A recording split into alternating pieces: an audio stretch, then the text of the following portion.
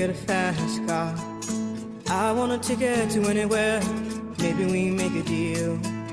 Maybe together we can get somewhere. Any place is better. Starting from zero, got nothing to lose. Maybe we'll make something. Me, myself, I got nothing to prove.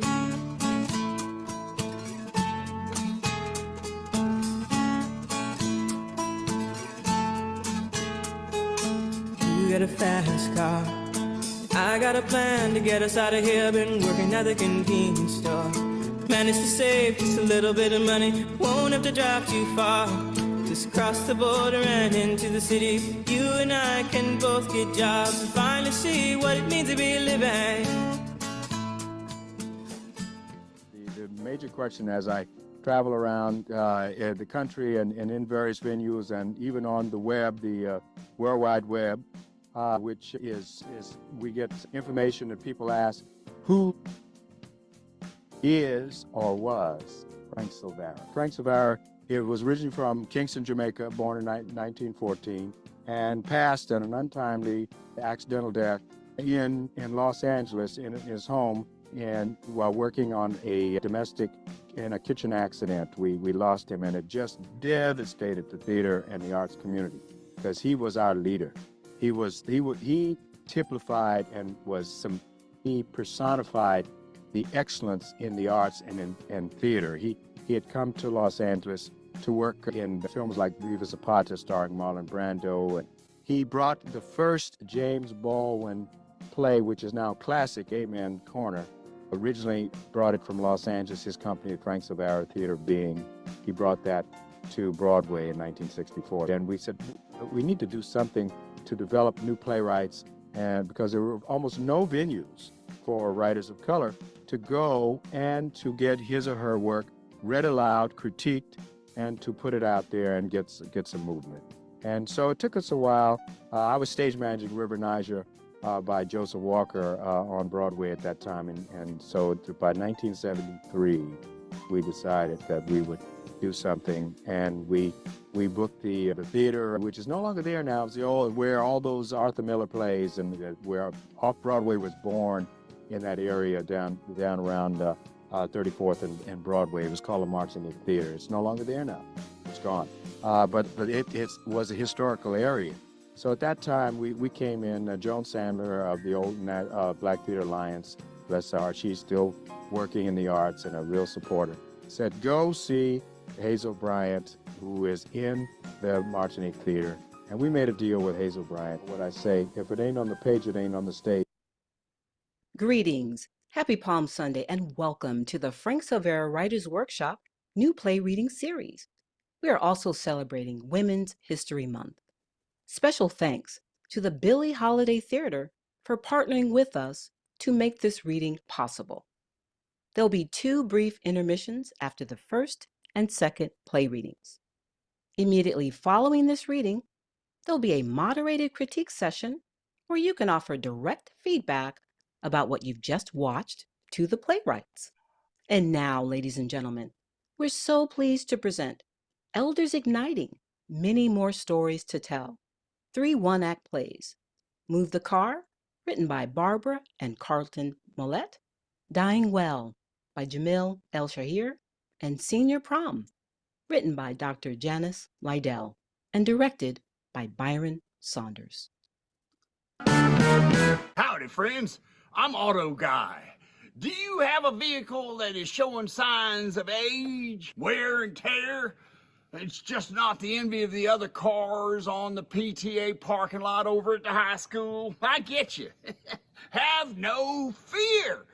Auto Guy is here. We can rejuvenate your ride back to the day that you rode it right off the lot. And all our work comes with a lifetime guarantee. Money back. Just dial 1-800-AUTO-GUY or visit us on www.autoguynew.com, where we make your ride brand new.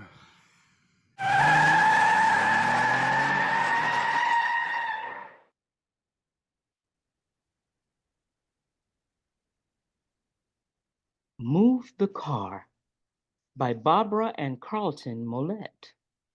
A couple married over 40 years want their 46-year-old car restored.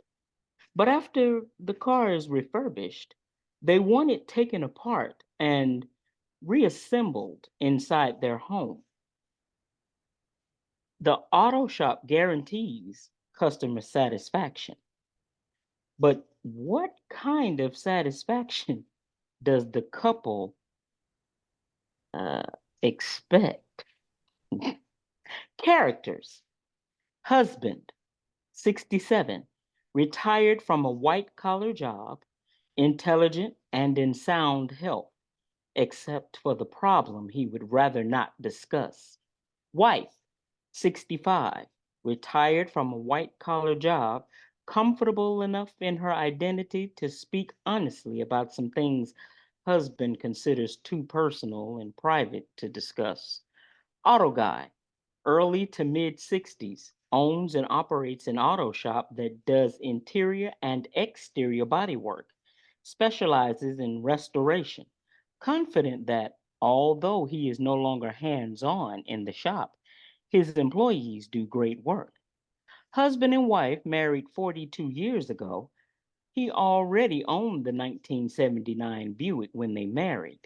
They sold it many years ago, but recently he found it and bought it back. The Antique Automobile Club of America says a properly restored automobile that's at least 45 years old is a bona fide antique.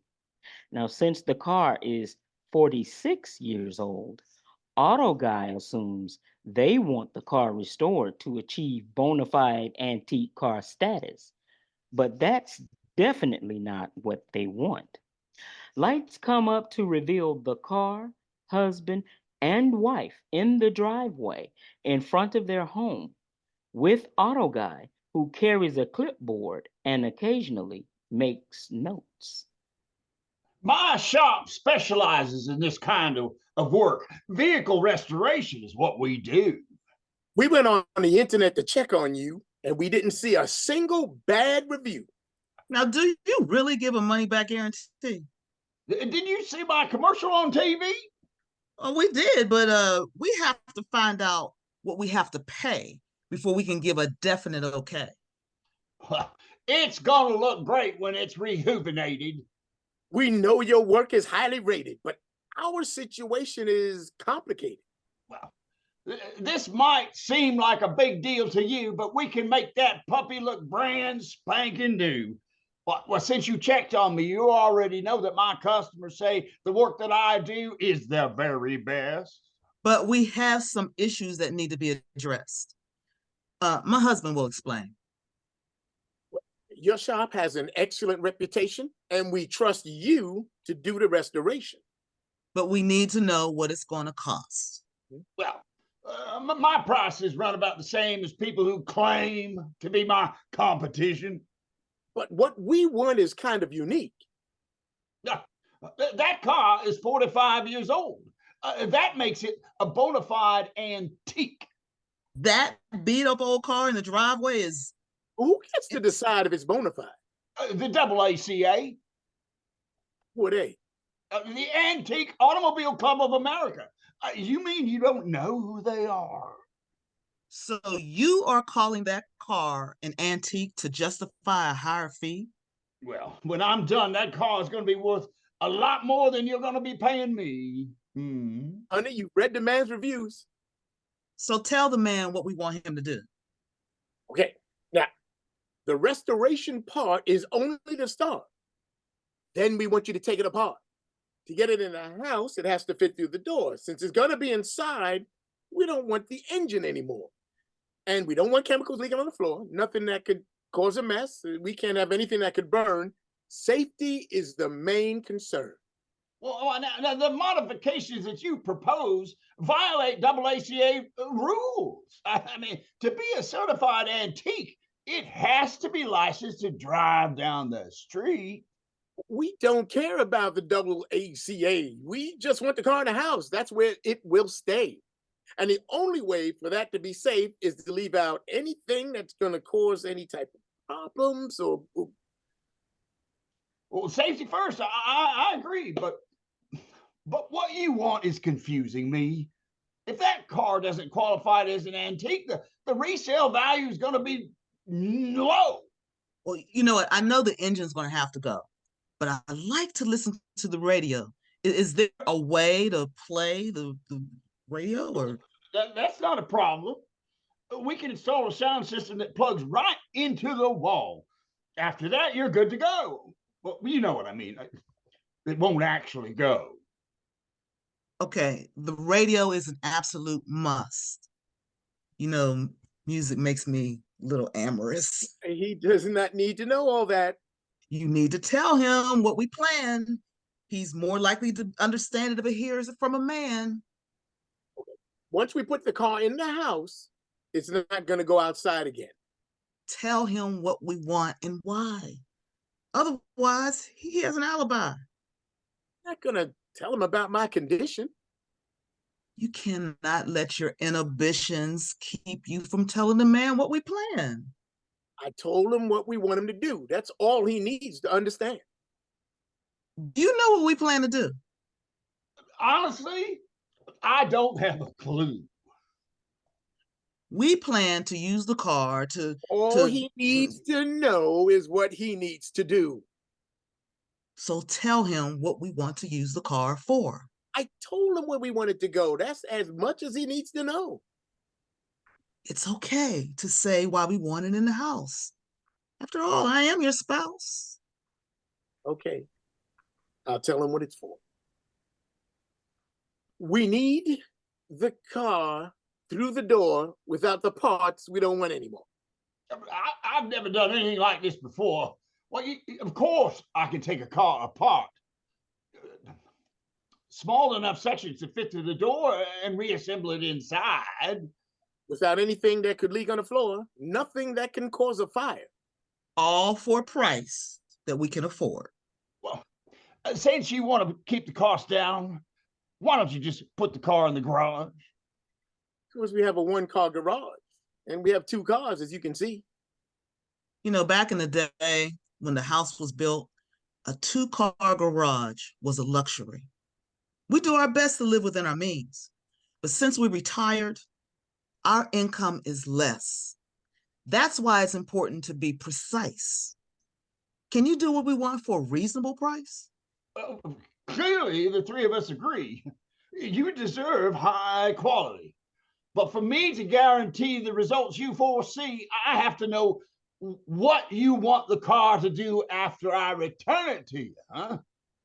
Like I already tried to explain, once the car is in the house, that is where it will remain. Honey, I'm not going to ask you again.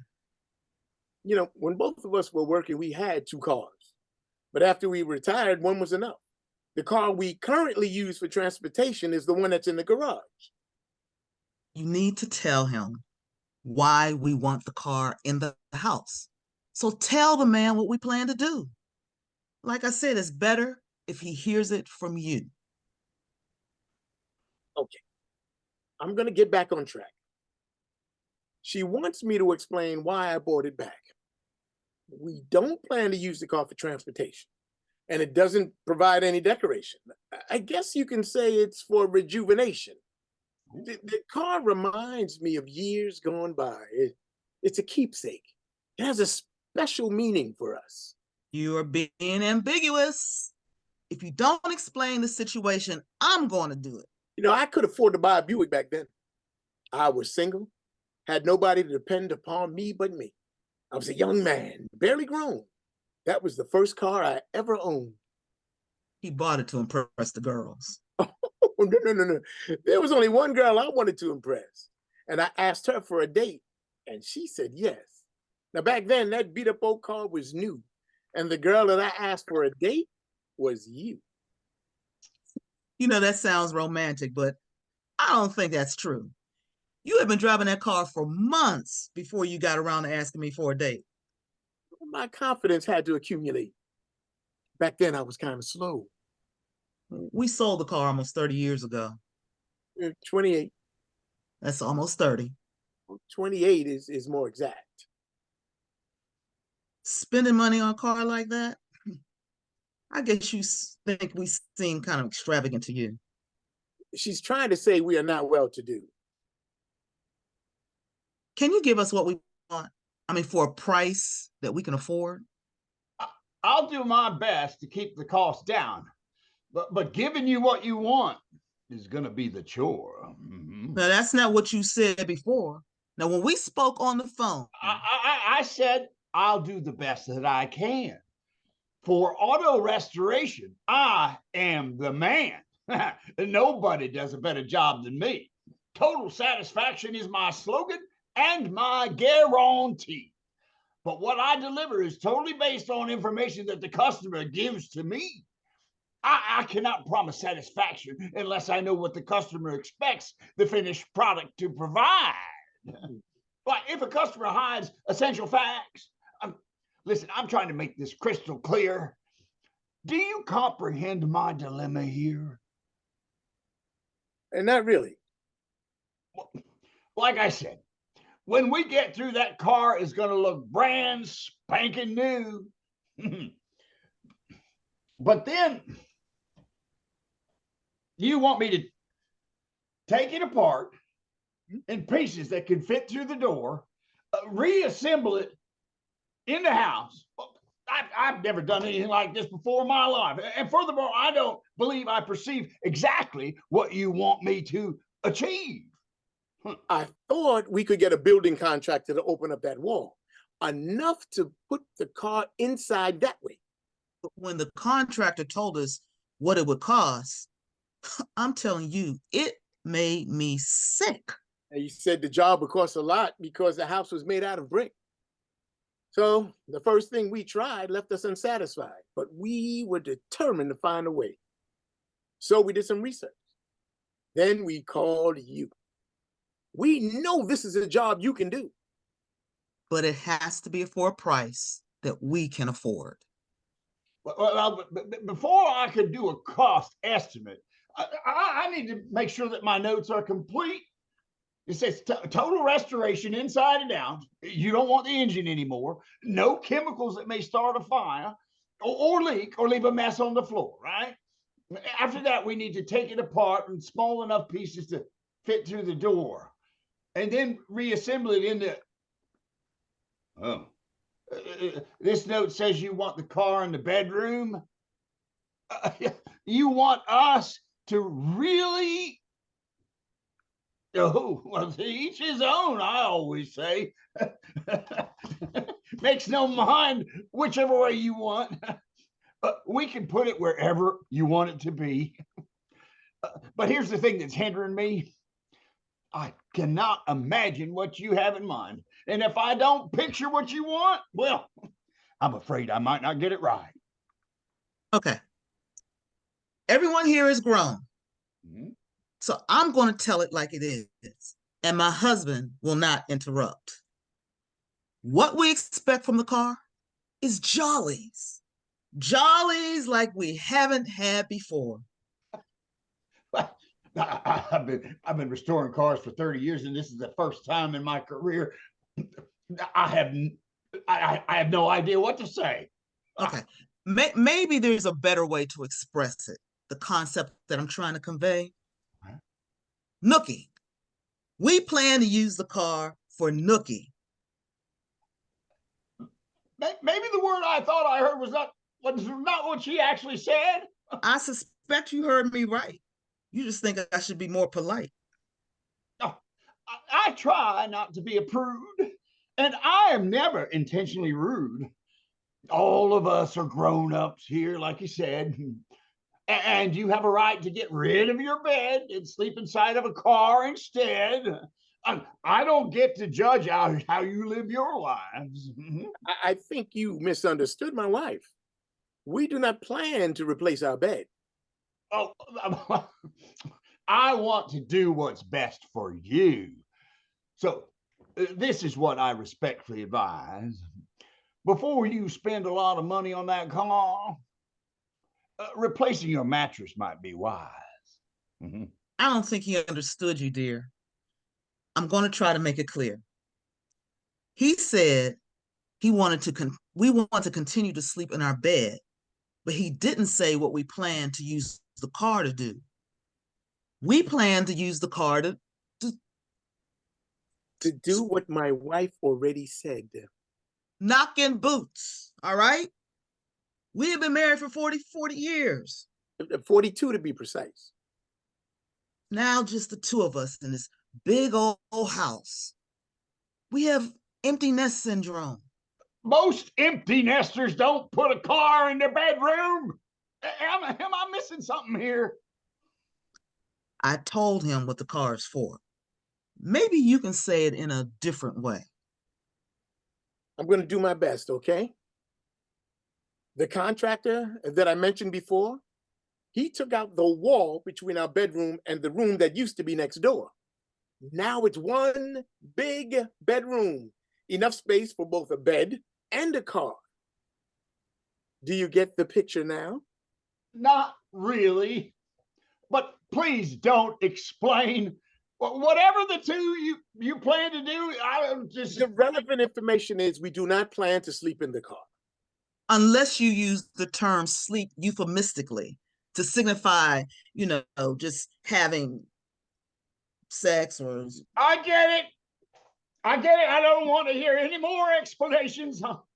After I finish the restoration, whatever happens in that car is none of my business.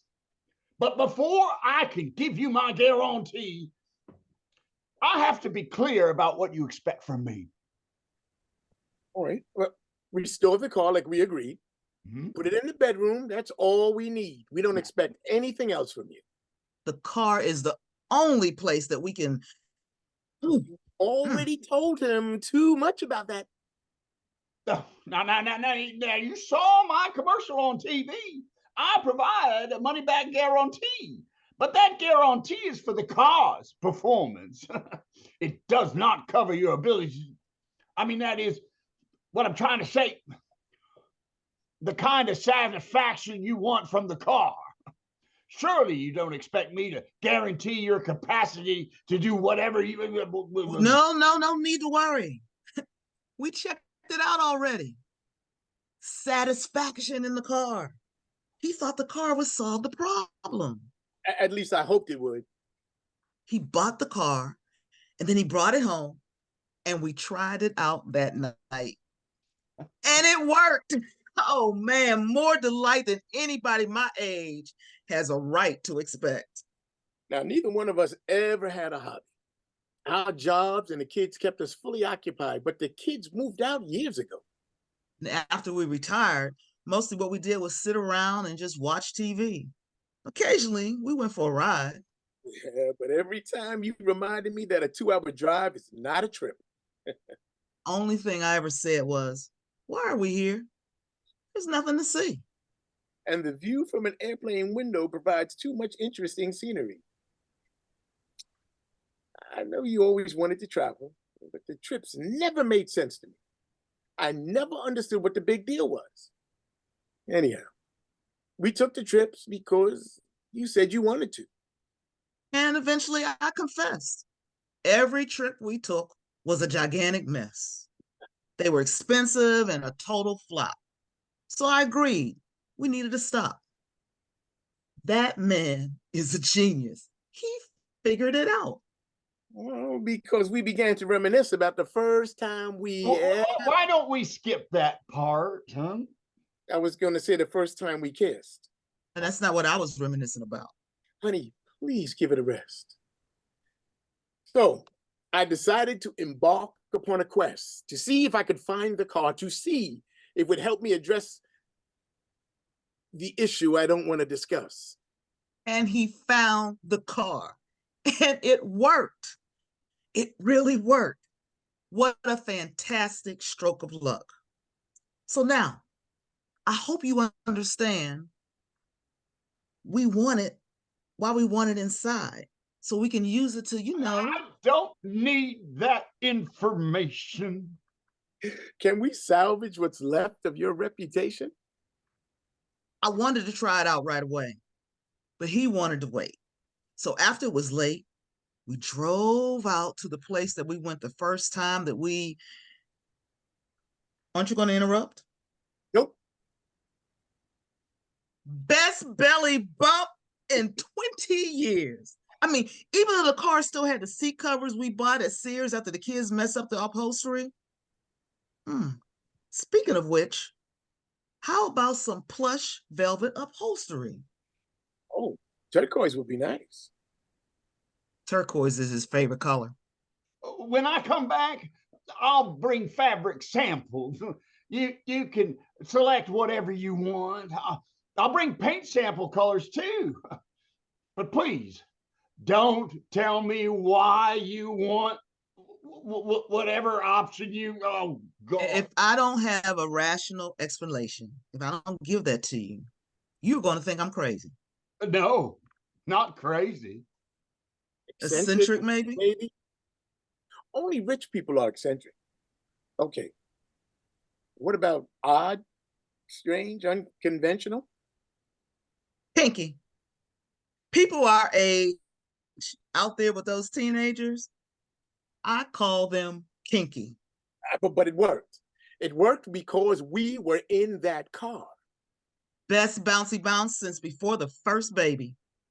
And after the first baby, you never wanted to. Never? Oh, so how did I get pregnant 2 more times? What about all the times you said you were not in the mood? That is not what I said. I said the kids were a distraction. They kept me from focusing on the action. So here we are, 3 decades later. No children in the house anymore. And I developed a renewed interest in what we used to do before. And my husband, he developed a renewed interest too. No, I never ever lost interest in you, but I couldn't do what I. So you decided to find the car. That car is where we just. He gets to pick. I do. And if you don't mind, I would rather not. Okay, bottom line. That old car worked out fine, satisfaction-wise. But we never went back out to the place where we were the first time that we. It was creepy out there, teenagers everywhere. So the new car, the one we use for transportation, we parked it in the driveway and put the old car in the garage. And it worked. I mean, it worked really, really well. That is until the weather got a little cold. And, you know, when it gets cold, certain parts don't behave too well. I really need to get back to the shop. So if you agree to do the job for the price we can pay, how soon can we get it back? You understand what I'm trying to say? I do, but I wish I didn't.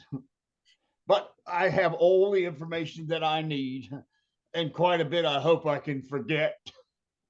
Tomorrow I'll be back with an offer, and I hope you find it satisfactory. I hope you find the price acceptable. And I have a plan to keep the cost down without reducing the quality. I know a guy who buys vintage car parts. What he pays for the parts you don't want anymore reduces what you have to pay. Now, please, enjoy the rest of your day. Auto guy exits hurriedly. You know, that brought back memories of times gone by. Thinking about the trips we took and why. I'm so glad I took those trips with you. I know you only did it because I said I wanted to. You know, I don't enjoy watching people do stupid stuff. I was so glad when you said you had enough. Spending money doing things we really didn't want to. Sometimes I felt like I was watching animals in a zoo. You know, what makes a bunch of grown people act so juvenile? I mean, most of them were at least as old as us. Why did they think all that stupid stuff was fun? They didn't, until the staff got them tipsy. It's the staff's job to keep everybody drinking.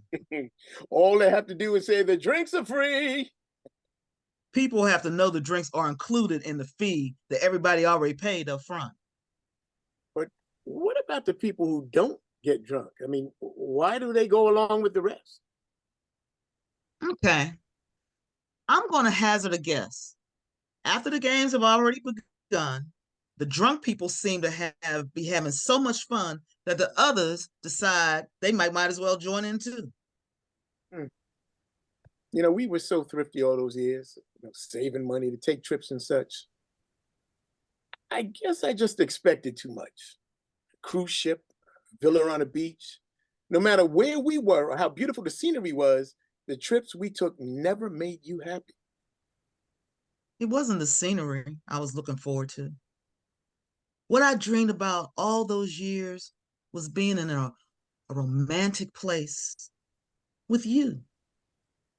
I wanted peace and quiet and time with you. You know what I'm trying to say. I do. I do. And that means it's time to go. Oh, honey, you know what we didn't do? We forgot to make sure we have to have a radio. Oh, no, we didn't forget. Remember what he said? All you have to do is plug it in the wall. That's a relief. You know, I like to play the radio when we... And I can't keep a secret from you. I wanted this to be a surprise. It's better than a radio. It's a computer. All your favorite songs are going to be preloaded into memory.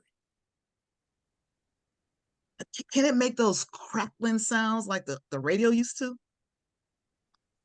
Sweetheart, you know how much I love you, and I'm going to love that sound system too.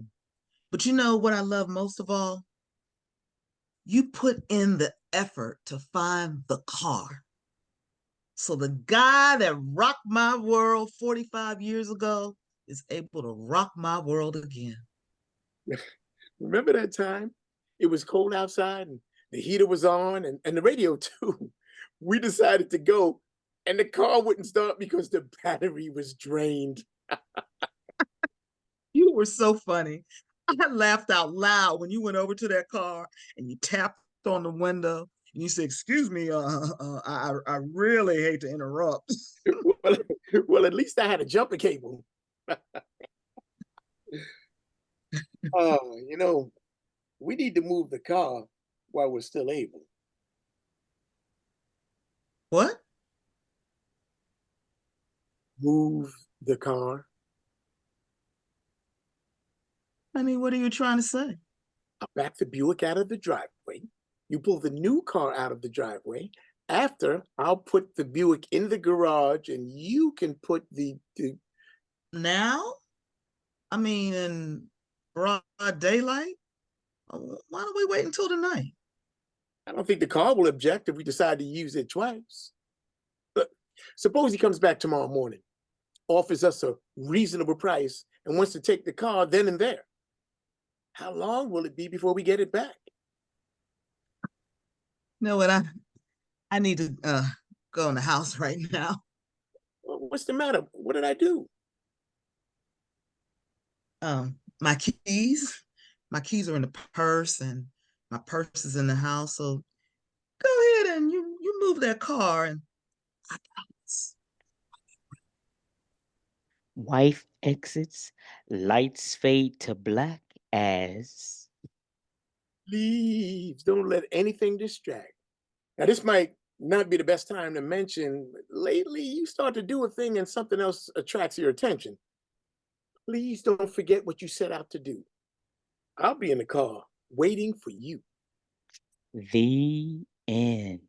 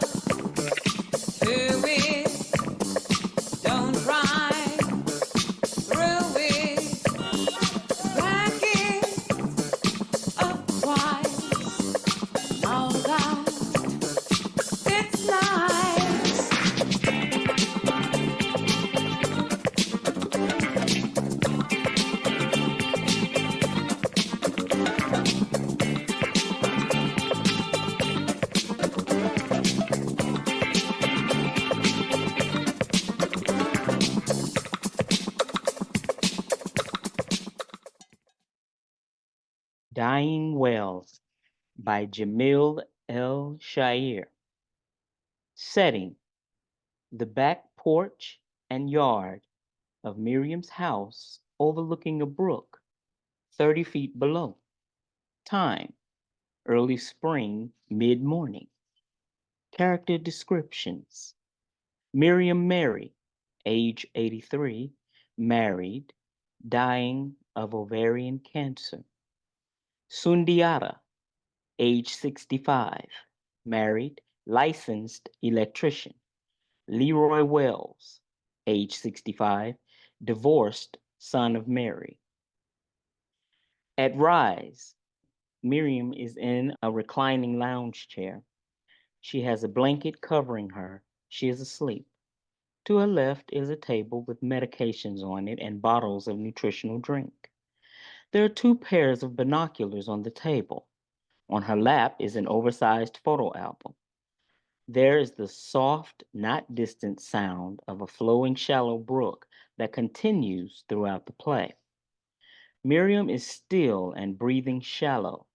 Occasionally, there are extended periods with no breath sounds to be heard or seen. Then there is the sound of a cardinal. Miriam rouses slowly at first, then there is a burst of energy. She reaches for the binoculars.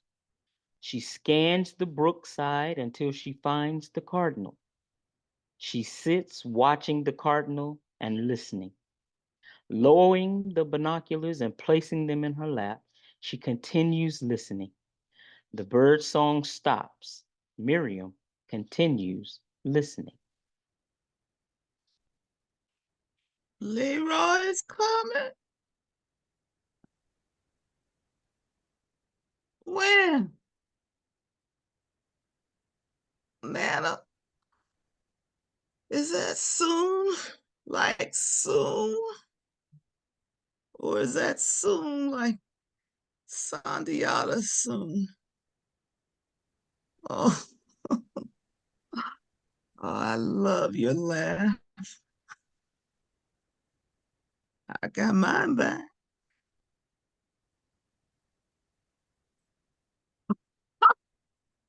Oh, yes, you're right. It hadn't gone anywhere. I was just out of practice. Sundiata stands in the kitchen doorway behind her. He has an empty tray. He watches her, then catches himself betwixt and between. The weight of caring for his wife and listening in on a private conversation pulls him down. He steps back into the kitchen, out of sight and earshot of Miriam.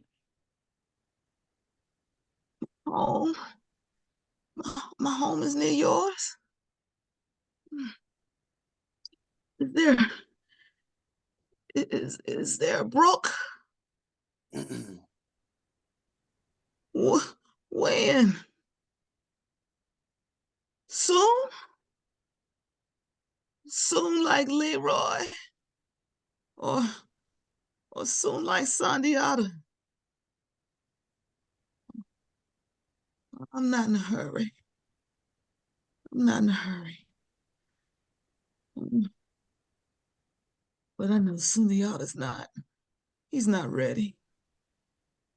I know him. He's not ready. Oh, Nana, he knows me. Oh, and he loves me too.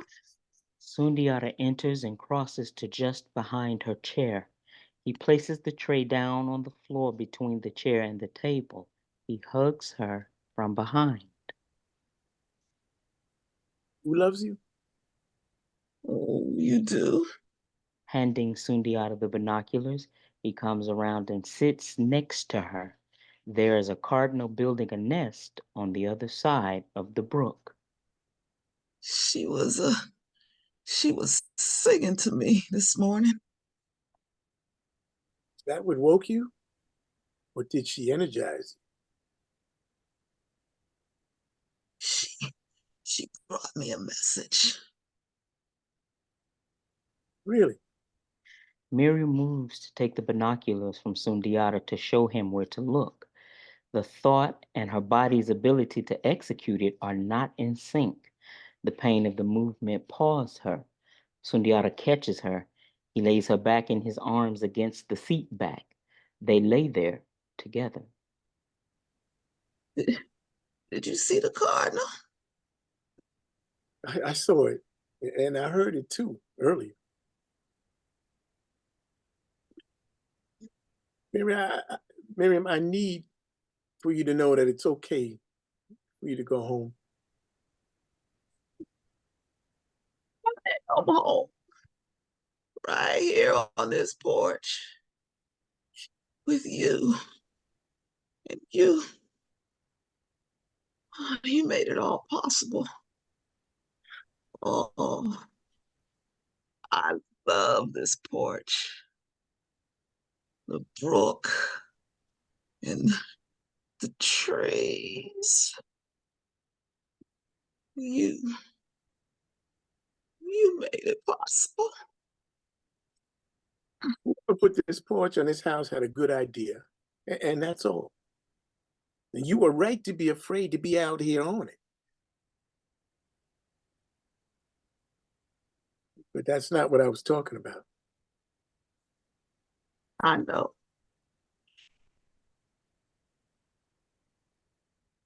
I love you, Miriam. I love you. I'm not ready for you to die. But this is not living. I beg your pardon. You must not know what living is. I do too. Because if you remember, you called me out from under this porch when I was putting in the new supports, and you laughed. Just like that, all the while telling me that you didn't have insurance to cover me if I got hurt. And I was working for dinner because that's all you could afford.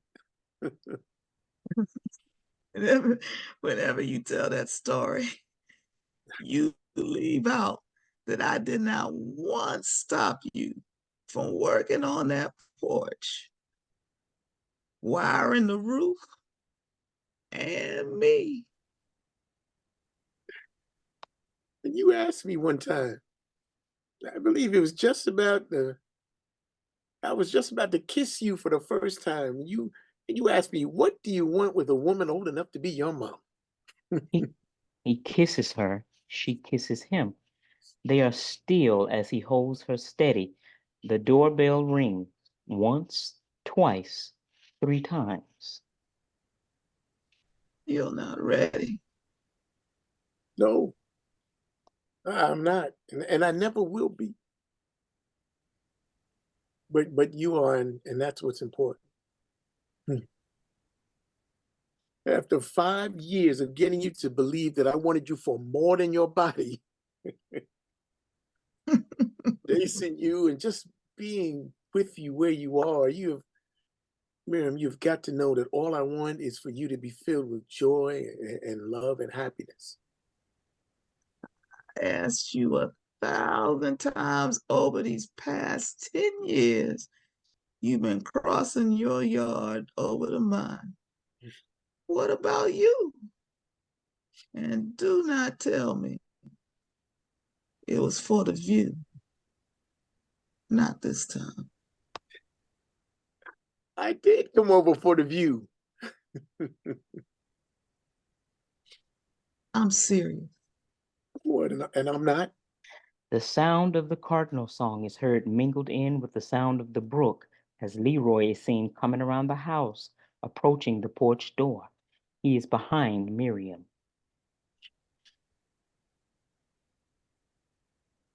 Listen, that's the cardinal.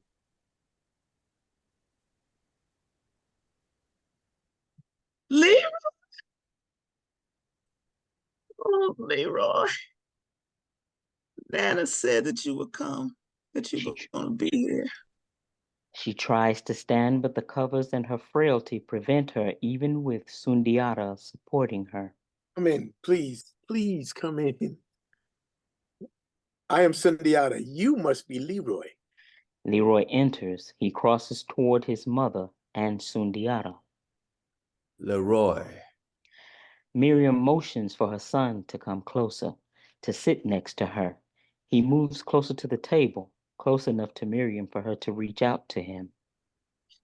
Oh, it's so good to see you. Sundiata said that you were dying and that I should get here as soon as I could. But you look better than he implied. My good days, and I had my bad. This is a good day. Sundiata, is a spare bedroom over there ready? Or do you think we should put LeRoi in the master bedroom next door? No, don't put yourself out. I've got a hotel. No, there's no trouble at all, son. Son. Sundiata makes space for LeRoi to support Miriam. Here, take your mom while I go get her meds ready and get something for us to drink. Sundiata stands and starts to step away from Miriam. Sundiata moves to stabilize Miriam. He holds her and then lays her back into the lounge chair. As she settles, Sundiata stands and straightens. Miriam's arm is extended towards her son. Sundiata picks up the tray, some medications, cups, and all of the nutrient drinks. He starts to leave, stops, returns, squats, and kisses Miriam. I won't be long. He exits. You can sit here in Sundiata's chair if you don't want to sit with me on mine. Mom, I'm a grown man. I'm not going to curl up next to you like a child. You are my child. You're my only child. Is it true? It looks like it's true. He's younger than you. Month? 2 months younger than you. And you married him? Why? Why would he marry you? For your money? What have you got besides this house and your pension? A teacher's pension and your Social Security, is that what he wants? Miss you too, LeRoi. LeRoi. I have been waiting on you. Oh, Nana said you were going to come. Nana? Great-grandma? Mom, you do know that she is dead, been dead. He crosses to her and takes her hand, then stands again. Miriam is leaned back in the chair. She is still. Your hands, they're ice cold. Look at you. You should be in a hospital instead of being at home with Sundiata playing doctor. Where's my phone? Hello. Please, send an ambulance to... What the hell is this address? Don't tell me to calm down. My mother is barely breathing. She's covered in a blanket and she's cold, ice cold. You have the address.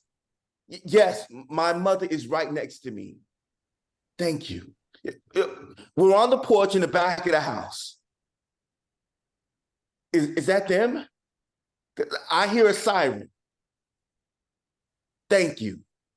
LeRoi kneels next to his mother. The siren grows louder and closer, and underneath it is the sound of the brook and the cardinal. You hear that? They'll be here in a couple of minutes. Why didn't you stay in the hospital?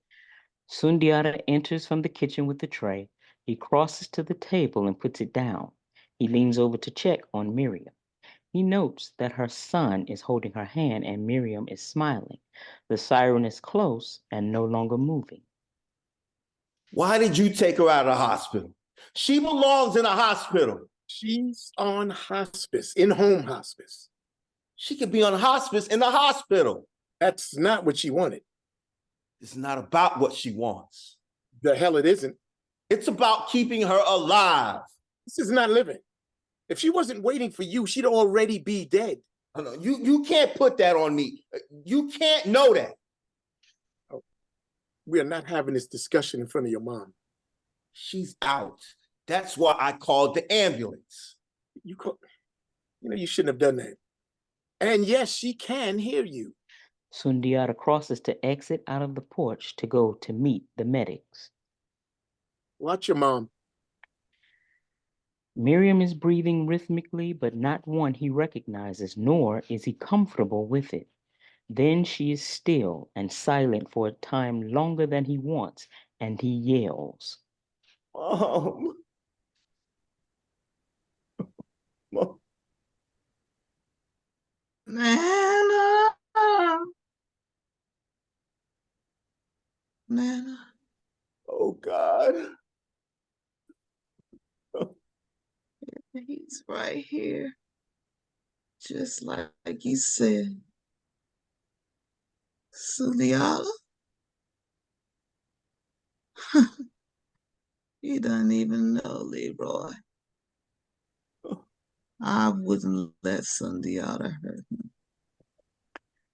Sundiata enters from the kitchen with a vial and a syringe. He crosses to Miriam and sits next to her. He fills the syringe with a dose of morphine. LeRoi watches as he does this. Where are the medics? And what's that? It will help her breathe and ease her pain. I said, what is it? And where's the ambulance? They're gone. And this is morphine.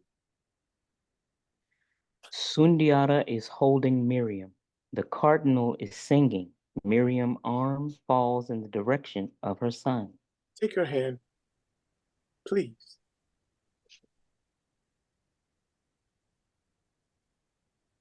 He's here, Miriam. That's what you were waiting for.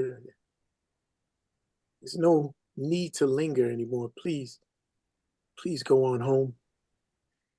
As the lights go down, Sundiata takes Miriam's dangling arm, lays her flat on her back, places her arms under the blanket. He kisses her, stands and gathers everything from around her. As Sundiata exits into the kitchen. What now? What do I do? End scene 1. Scene 2. At Rise, LeRoi is sitting in Sundiata's chair. It is the next morning. LeRoi is wearing the same clothes he had on the day before. Sundiata stands in the kitchen doorway looking at LeRoi. Sundiata crosses to the table and gets the binoculars. He crosses past LeRoi and stands with his back to him watching the shores of the brook. He periodically raises the binoculars to look through them to find the cardinal.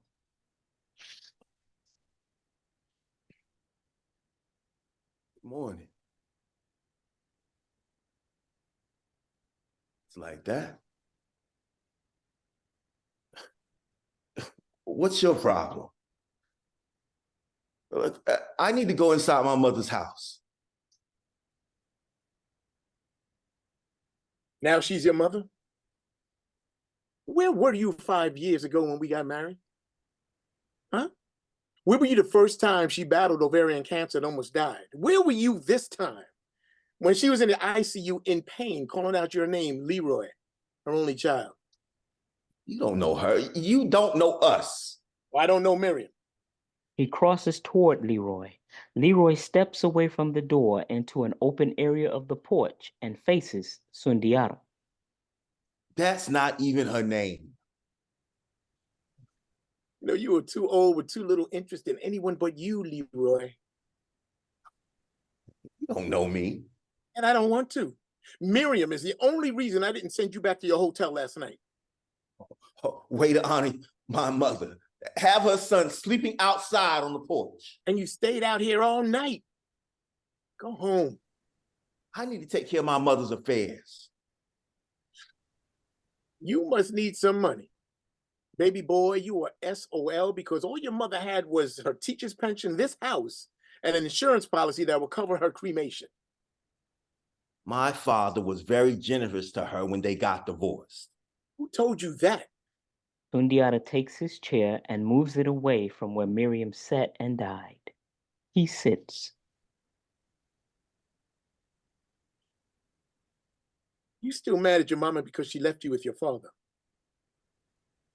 Can't believe we're the same age. You know, the stuff that you don't get is almost embarrassing. It's not the money. That's why you're here, but you just can't believe it. Believe what?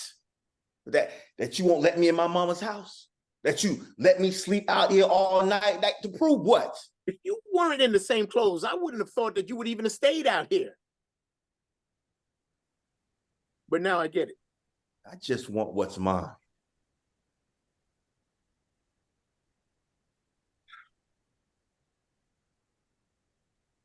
Miriam wanted you to have this house. What? Now, before you start counting your money, there's a catch. We talked about it and agreed you can have the house. You can't sell it. Your children can't sell it. And your grandchildren can't even sell it. And my name is always going to be on the deed, so I will know. I don't want the house. What did your daddy do to you? He raised me, something my mama didn't do. Oh, but you know the truth. That's the truth. I came here in the vain hope that she might apologize before she died. Apologize? For what? Abandoning me, her only child. Didn't abandon you. She left her 5-year-old child. All I remember is coming home from school and giving her my present, and the next morning, she was gone. Rock, painted gold with your name LeRoi in glitter across the top. LeRoi. Like I said, what was on the rock was LeRoi. The glitter is gone, but the dirty glue outline of LeRoi remains. And so does the meaning. Whether you say LeRoi or LeRoi, it's still the king. It's in a treasure box in the bedroom. Now, I'll give you the rock, but I can't give you the treasure box with the Nancy Wilson concert ticket stubs in it. That was our first date. Well, we went out together and there was no doubt that to anyone looking at us that she was with me and I was with her. Especially when she started crying when Nancy Wilson started singing, "I Can't Make You Love Me." At first, it was a soft, quiet sob that she tried to hide, but I noticed. And I put my arms around her shoulders and I drew her close and I tried to dry her cheeks. And she cried and she buried her face into my chest. And I don't know, maybe she was trying to make herself stop in that moment. I don't know. But your generous, polite, to a fault mama nodded her head yes when I asked her if I could take her home. No arguments about how much the tickets cost. Not a word about spoiling the night for me. She started to stand and I rose with her. She held me close all the way to the car. She didn't say a word the entire ride home. By the time we got home from Chastain, it was late. She invited me to come in. And I said the obvious, it was late and I would check on her in the morning. But she said she wanted to show me some things and explain. I don't need to hear this. Oh, yeah, you do. Your mama didn't leave you. She left LeRoi, your father. And me. She didn't take me with her. Miriam could not tell me how many times she left your father with you by her side. But she showed me what it cost her every time he brought her back. So when I agreed to come in, she led me into her bedroom and sat me on her bed. She knelt on the floor beside me, and she took my hand and guided it across her shoulders And what I felt was not clear. So foolish and sensitive me asked, "What was that?" She began crying again. Her fingers slipped off her top and dropped the straps on her bra that she then removed. And she raised her breast with one hand and guided my hand to her side and then along her chest beneath her breast. This time, even though she almost stopped crying, I remember choosing not to ask what those deformities I was feeling were. Instead, I just tried to hold her and she pushed me away. That's when she took her treasure box out of the nightstand drawer. She sat beside me and asked me for the ticket stubs. I wasn't thinking, I fished them out of my pocket and I handed them to her. She put them in the box next to your gold rock, the tassel from her college graduation, and she closed the lid and she passed it to me. And I put it back in the drawer. She sat down on the bed next to me.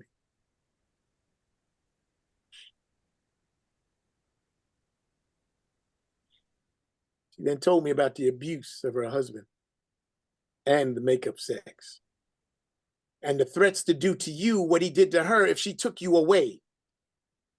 That's not what happened. My father wanted me and she didn't. Look, I wasn't there. But I believe her.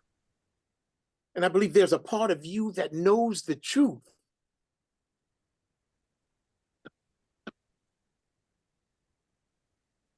I'll go get that rock. Sundiata rises and exits into the house.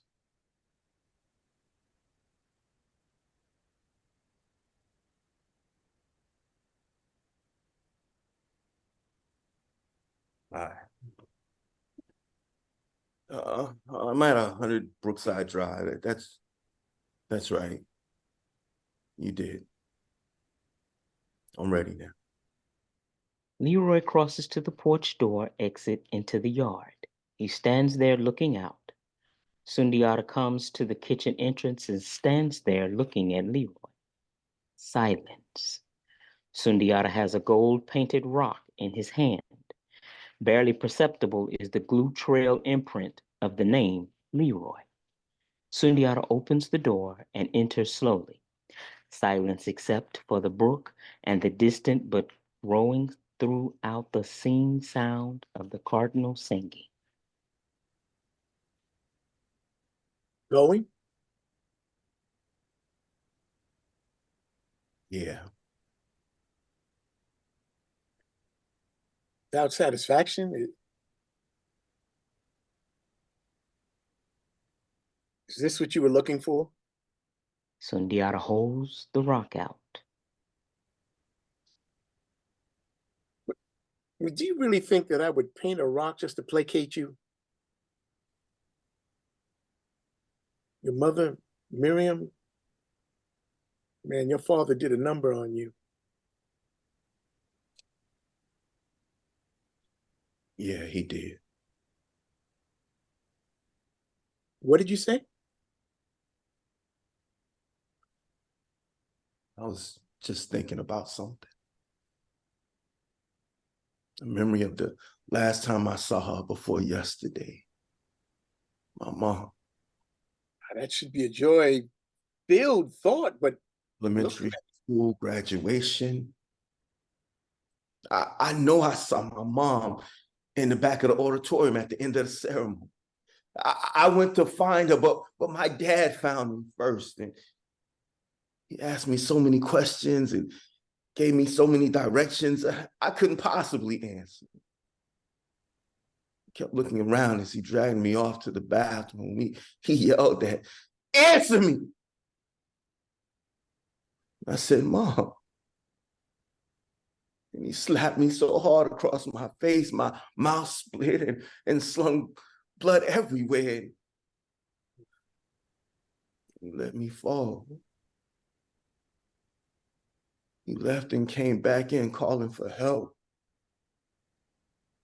I just laid there on the floor as people came in surrounding me. laying there on the hard floor, I remember calling out for my mother. In my head, calling out for her and searching in the crowd, faces for her face. She wasn't there. Sundiata hands LeRoi the rock. LeRoi takes it. LeRoi answers his phone.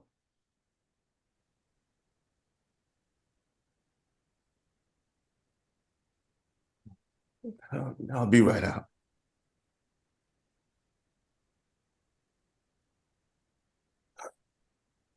Thanks for this. Thanks for loving my mom. Sundiata walks behind him, but does not stop him as LeRoi exits. Stay in touch. Don't make me have to look for you again.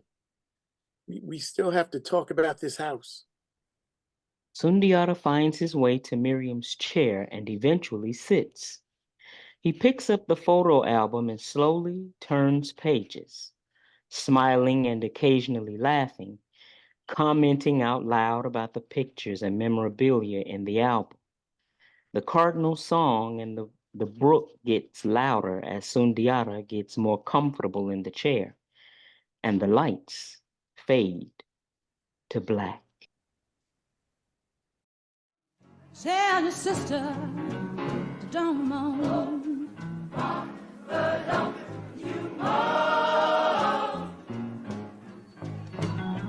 Pharaoh's army.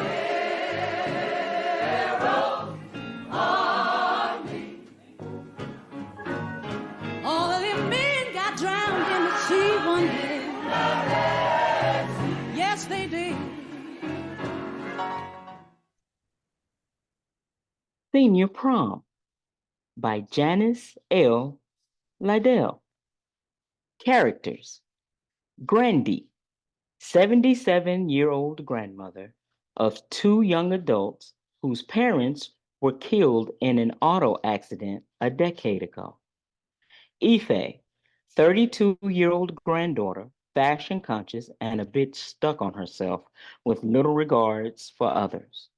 Sometimes over the top. Think a touch of Ava from Abbott Elementary. Akon, 28-year-old grandson who is differently abled, is in a wheelchair resulting from the auto accident that killed their parents. He is a tech whiz and is developing a single site for differently abled Black singles. Setting: they are in the living room of their home. All of the action takes place there. There is usual living room furniture, whatever that is. Needs to have a small table with pictures, one of Grandy and Ife. Also, a table for some snacks. Most importantly, there must be a desk or table with a computer on it. Akon will spend most of his time at the computer. Akon is working at the computer when Ife enters the room. Hey, big head, what you doing? I guess you're still working on that crippled people dating site. You still working on that crippled people dating site? I know you heard me. Why you do that, Ife? You know it ain't crippled, you know that. Sorry. But you're a disabled people's site. the term is differently abled and you know it. Too much politically correctness for me around here. Differently abled dating site for Black people. How's that? When people know better, they should do better is all I got. My apologies, baby brother, Mr. PC of the household. Look, Ife, I'm busy. If you came in here just to stir a mess, please get lost. No. Actually, I came in to show you something. I'm pretty sure whatever you got to show me, I'm not interested. You might be. It's an invitation to Grandy that I found on the table. Yeah, what is it? Says here, you are cordially invited to the first annual Atlanta Senior Prom, a gala event for Atlanta's senior citizens. May 17th, in honor of National Older Americans Month. Blah, blah, blah, blah, blah. Just some other details about the time, transportation. It's next weekend. I wonder how long she's been sitting on this. Kind of cute, right? Don't you think? A senior prom for seniors. Hmm. Interesting. You think Granny will go though? Why wouldn't she? Well, number one, it's next weekend. Number two, she hasn't said anything about it. And number three, she never goes anywhere except to church. Then it's up to us to get her out and into the mainstream. This senior fun sounds like fun. Obi was fun anyway. Why you always have to do that? What? What did I do now? Taking digs at special groups, crippled people, old people. You just don't have respect for differences. I don't remember you being so PC before the accident.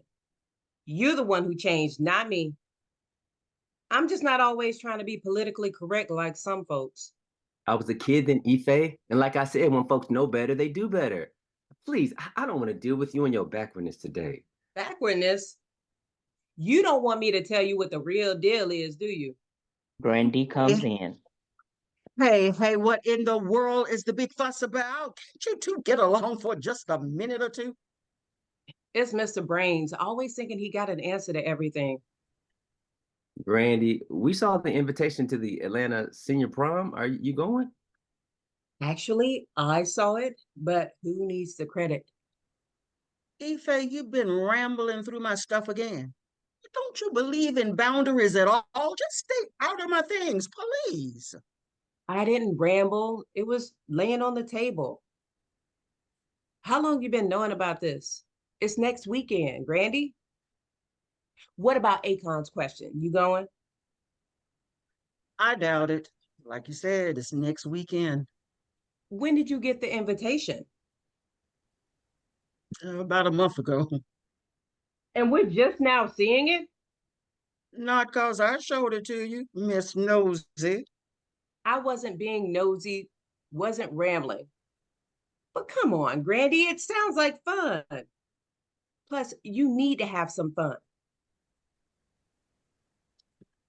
Oh, now you're gonna tell me what's fun for me. Where you going all dolled up anyway? I have a date tonight. Going to a concert with Butch. And I can't keep up with you. One night it's Butch, next it's Larry, then it's who knows who. It's about time you settle down, girl. You're 32 years old. Still in the prime of my life. What about you, Grandy? You're still young enough to enjoy yours. And what makes you think I don't? Yeah, I'm with Ife on this, Grandy. The only place you ever go is church or church functions. And what makes you think that's not my joy? Well, I know it is. But wouldn't you like to spread your wings a little and find some other joy? Boy, you got some nerve when all you do is sit behind that computer. You the one need to be getting out and spread your wings. Even going to church with me would help you. You know she's got a point, baby bro. But he's so self-conscious. I've tried to get him to go out with me and my friends. And why would I want to do that? I'm fine, and I do have my own joy. Thank you. Yeah, that's why you're building that differently abled dating site. I get it. You need to be glad Grandy is here, or I would tell you what to get. Well, children. That's exactly what you act like. Two little kids. Forget her, Grandy. What about the senior prom? Yeah, Grandy. You told me you never went to your senior prom before.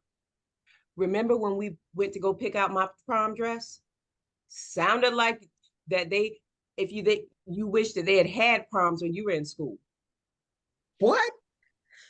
You think they didn't have proms when I was in school? We talked all the while. We looked for this girl a prom dress, and what she got out of that was all that talking was that proms didn't exist when I was in school. So stuck on herself, she can never hear a thing else unless it's about her. Girl, get real. I may have gone to school in the country in olden times, but we had prom. I mean, we had homecoming, even queens. You know, she can't ever get a thing straight. So you did go to the prom when you were in school. Well, I said we had proms. Never said I went. Nah, Grandy, you weren't a wallflower, were you? I can't be having that on my heritage, that my Grandy was a wallflower. Everything always Mm-mm. got to be about you. So if y'all had proms, how come you didn't go to one? Don't y'all have something better to do than quiz me about proms? Well, actually, Grandy, we just want to get you to go to this one. Well, I'm not interested. You just can't say no without a discussion. Watch me. No. Grandy, this is the chance for you to meet some uh interesting people. Girl, I know you talking about men, because that's all you ever think about. Men, men, men. Well, I've been there, I done that, and I don't need another man in my life. Ever. But Grandy, Papa's been gone now for almost 5 years. You And you think should, I don't know how long my husband been gone? Uh, he didn't mean it like that. Maybe I need to go finish getting ready for my date. We just wanted to encourage you to get out and put some spice in your life. Girl, maybe you need to take some spice out of yours. You're too hot to trot anyway. oh, Grandy, me and Ife, we just want you to have a little fun. Yeah, Grandy, we can go shopping for you a dress like we did for mine. That would be so much fun. Aegon can go with us, even though you have no taste at all. You do need to get out some yourself. Y'all ain't hearing or something. I said I'm not going. Hey, Akon, we can even go to the prom with her. You didn't go to your prom. It'll be fun. Yeah, me in this chair at a prom. Anybody listening to me? I It, said no. it won't be like your own senior prom. We can just sit at the table with Grandy and sip some punch or whatever they do with these things. You can go with her. I mean, what the heck would I do at a dance? Keep me and Grandy company for one. Damn it, y'all are not gonna act like I'm not even here. I am here and I am not going to any old people's prom. Oh, so now I get it. Akon doesn't want to go because he's in a wheelchair, and you don't want to go because it's for old people? Yep. Yep, I get it. That's why you're doing that singles dating site. It's for your own self. It's nothing to get. Black people with different abilities should have dating options just like other folks. Do you know there are bunches of dating sites for differently able white people, and I haven't found a single one for us? Not a one. Oh, most of the white ones, they claim to be all inclusive and talk about catering to anybody interested.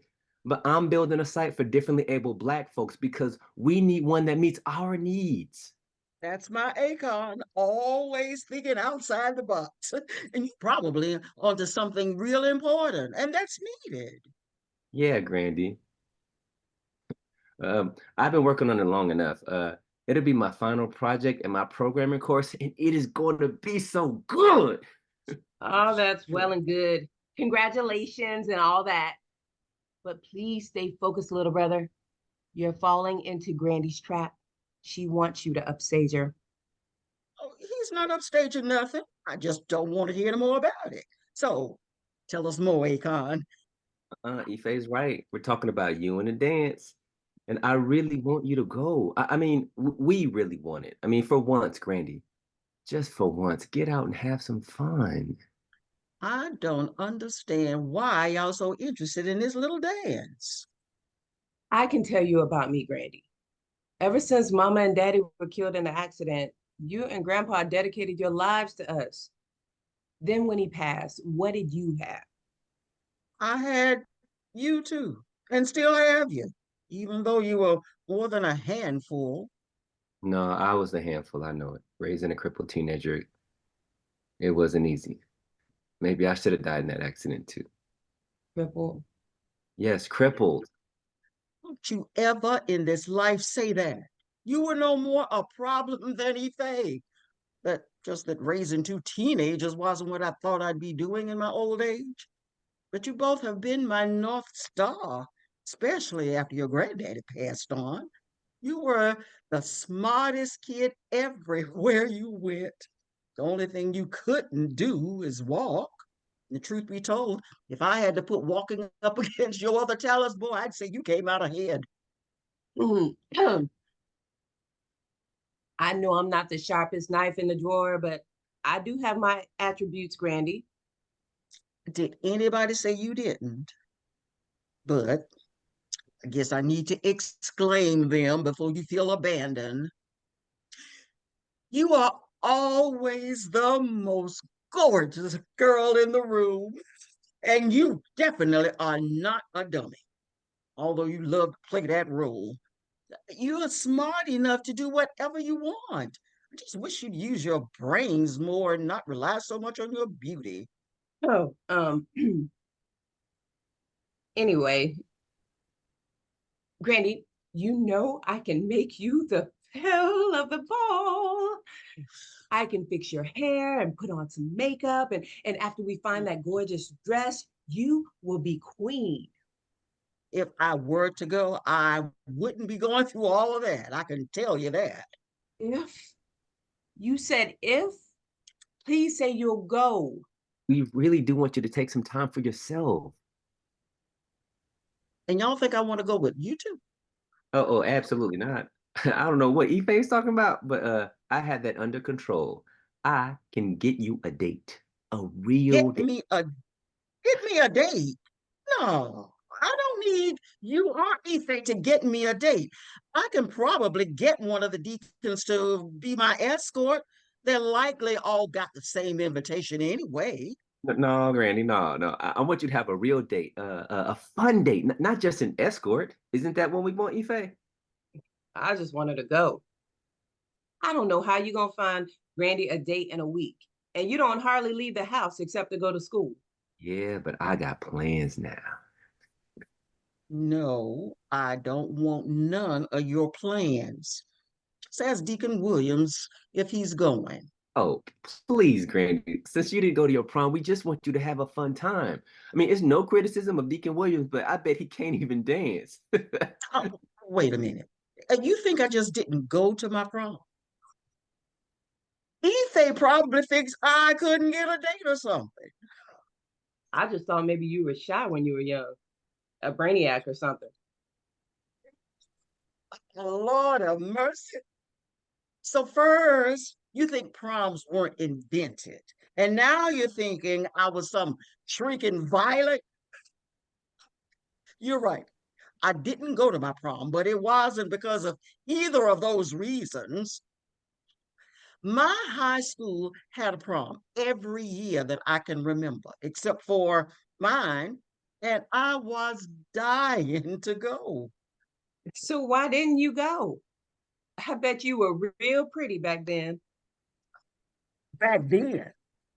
Well, you look good now for a 77-year-old woman, but I've seen pictures when you were young. You were gorgeous. I know my legacy. You must have been shyer than Akon. Ain't nobody shy. Just leave my name off your lips. Granny, why didn't you go? Y'all ready for a little family history lesson? Now, those were some tumultuous times, my dears. Now, we lived in Birmingham back then. My parents moved to Atlanta after all that craziness.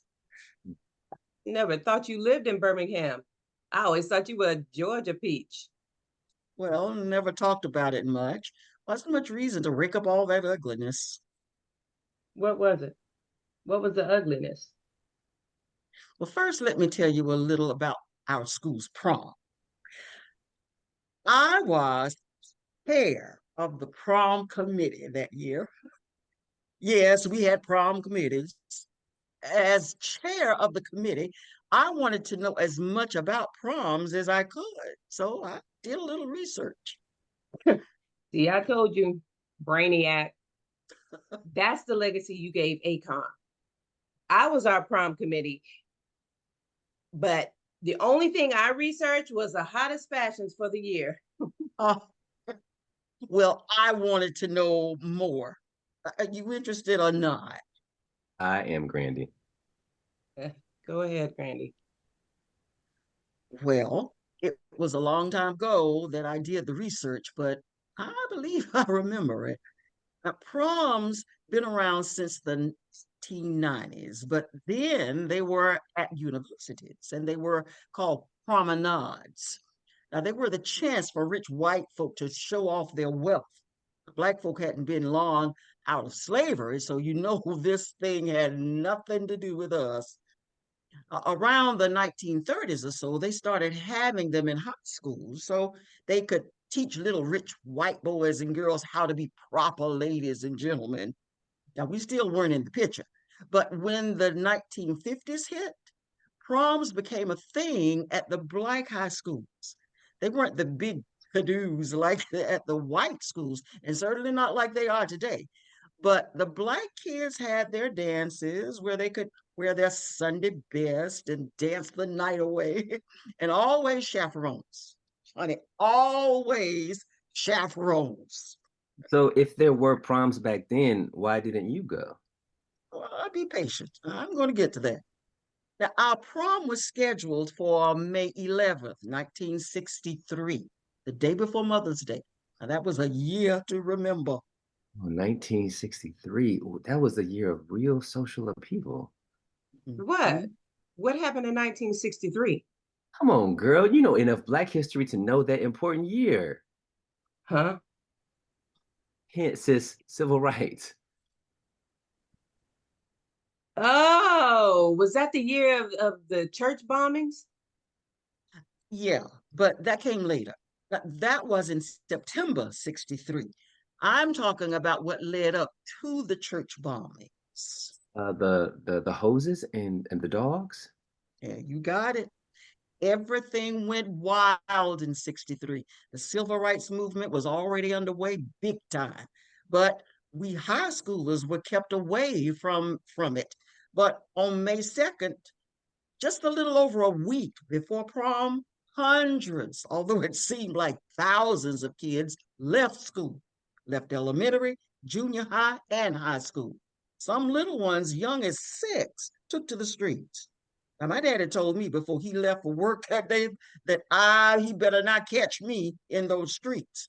But if everybody else went, I knew I was going too. I just wasn't going to let him catch me. Now, they called it the Children's March. Now, you've seen the footage. Like Akon said, the hoses and the dogs. Now, it was all over TV and all over the world. It was a turning point in the movement. What? Our Grandy was a part of the civil rights movement out there with the hoses and the dogs. Maybe you were even in some TV footage, Grandy. Ooh, wow. Ooh. Okay. But what did all of this have to do with you going to the prom? I'll leave it to Ife to want to get to the bottom line. Well, back then, Black folks had their prom and the white kids had theirs. Now, they always had theirs in some swanky hotel, and we had ours in the American Legion Hall. But that year, because of the racial stuff, our prom was canceled. No prom, no graduation, no yearbook, no nothing. They didn't cancel stuff for white folks, so we figured that they just canceled everything for us for punishment because we participated. But some parents sued the school board, and we ended up having graduation, but no prom. So your granny never went to her prom. Jeez. Then, Grandy, you gotta go. We gotta make sure that. We even need to tell the mayor your story so he can know how important this prom is. It's probably others with the same story. No, we don't have to make this into an epic story or anything. But it's important. Let's just make sure she goes, Akon. She doesn't have to relive all that pain. Let's just make sure she has a good time to make up for it. Yo, or something else. I still haven't said I'd go to this shindig. Oh, come on, Grandy. I can wait to go dress shopping with you. Oh, I can't wait. Leave your hair, nails, shoes, everything else to me. I can't wait. Even if I go, I am not going to be your Barbie doll, fashion doll, Ife. Now, you got enough dresses in your closet that I know I could find one. I wouldn't be spending no bunch of money on this thing.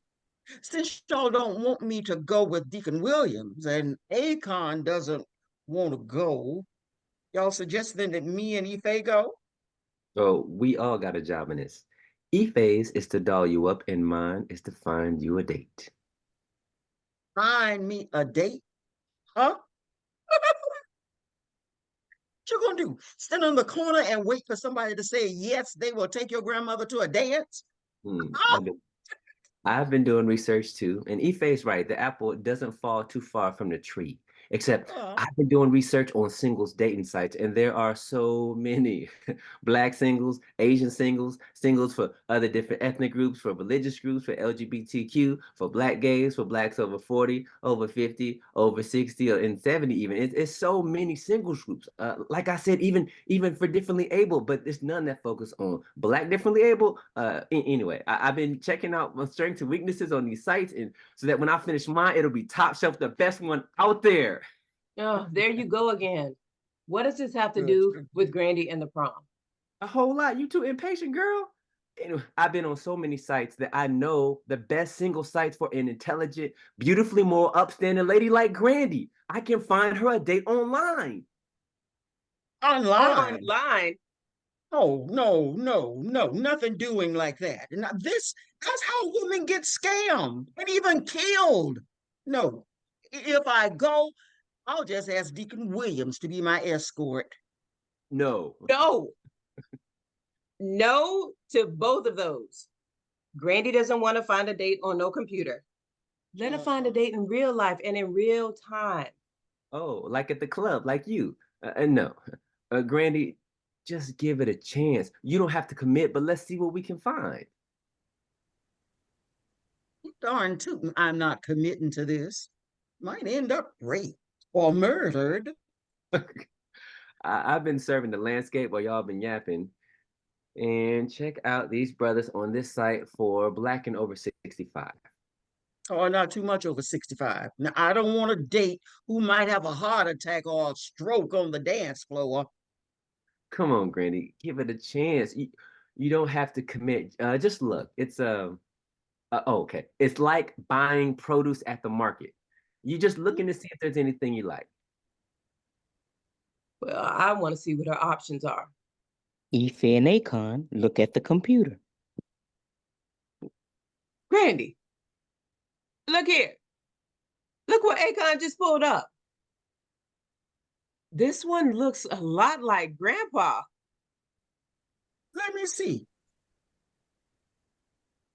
Well, my goodness. He does favor him a little, don't he? You want to connect with him? Connect? I don't know what that means, but I don't want nothing to do with that man, honey.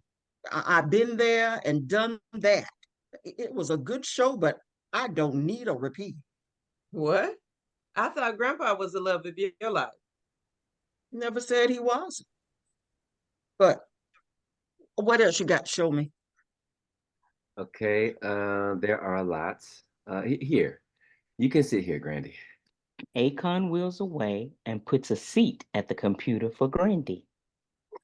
All right. So when a picture comes up, if you like it, you just hit the heart beside it. And if you don't like it, you just X it out. See the X at the top? Mm-hmm. Oh, like this? Mm-hmm.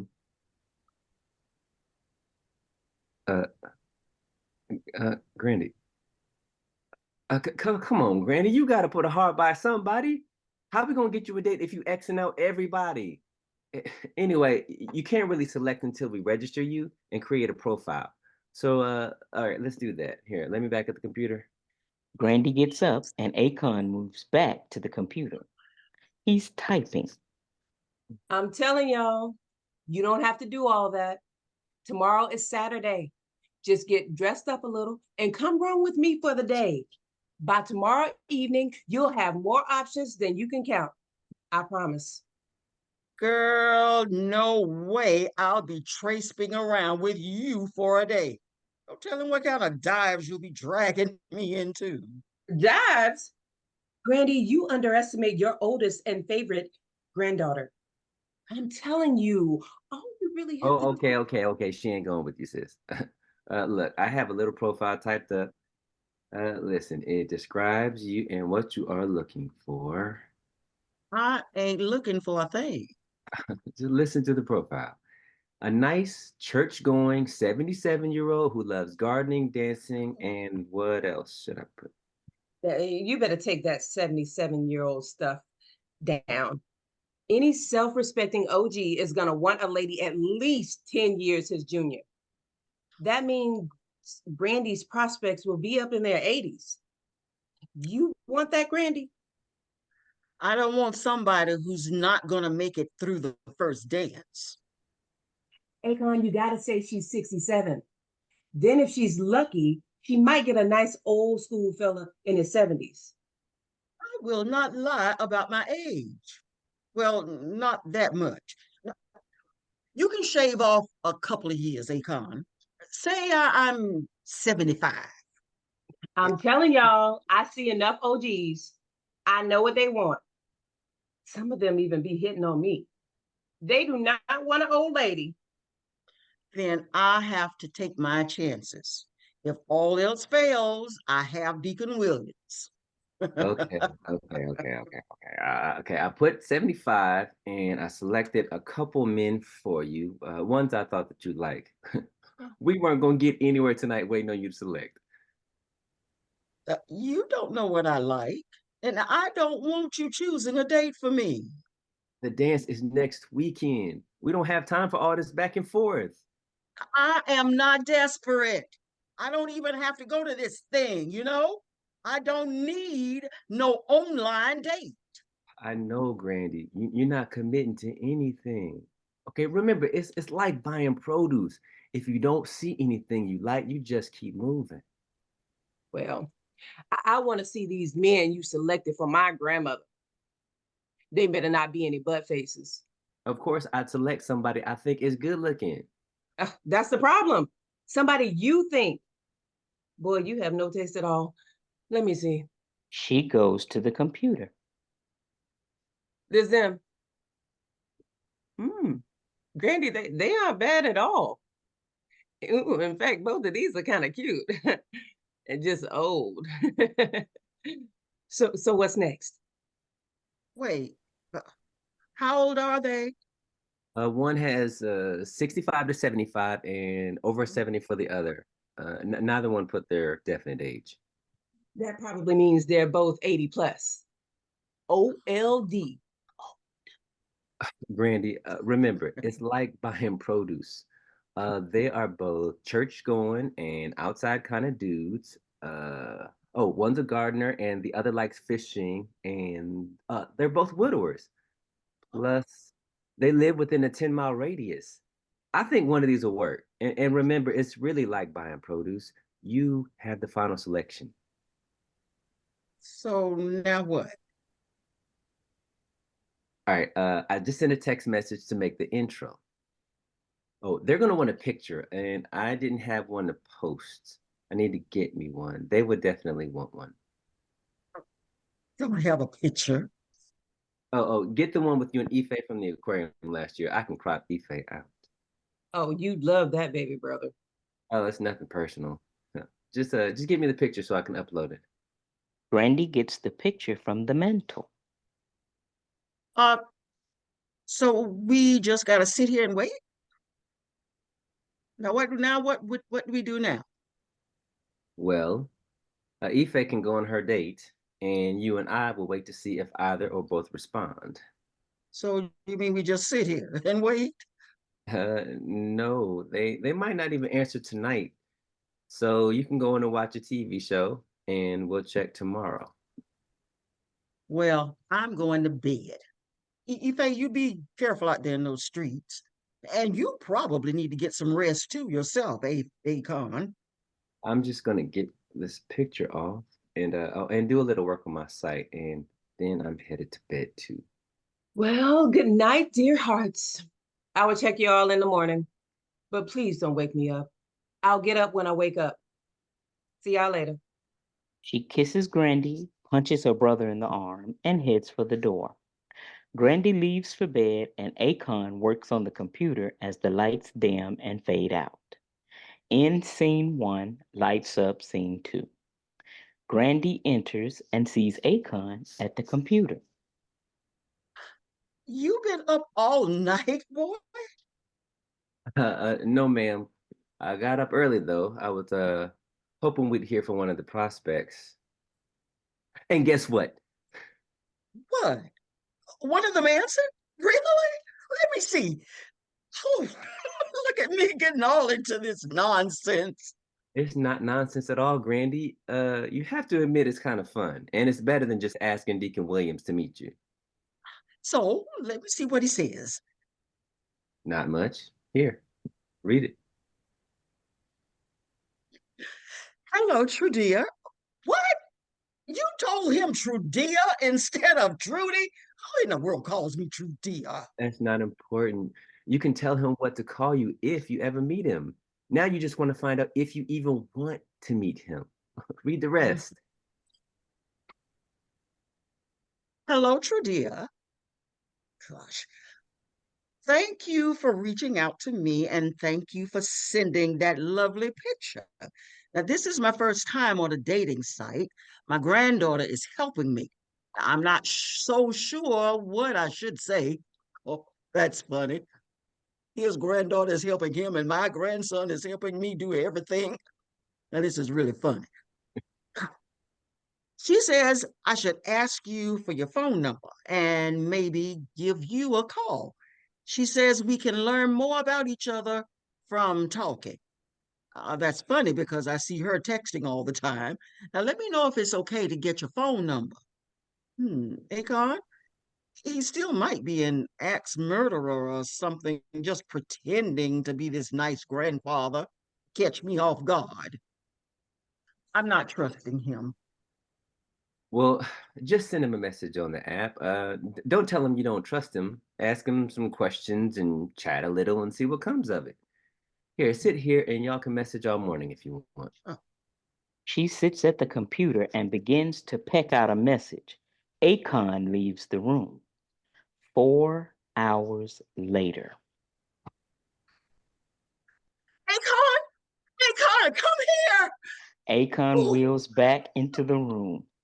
His name is Harrison, and he asked me for my phone number, wants to meet me. Now, I told him I'd call him back. This thing is moving too fast.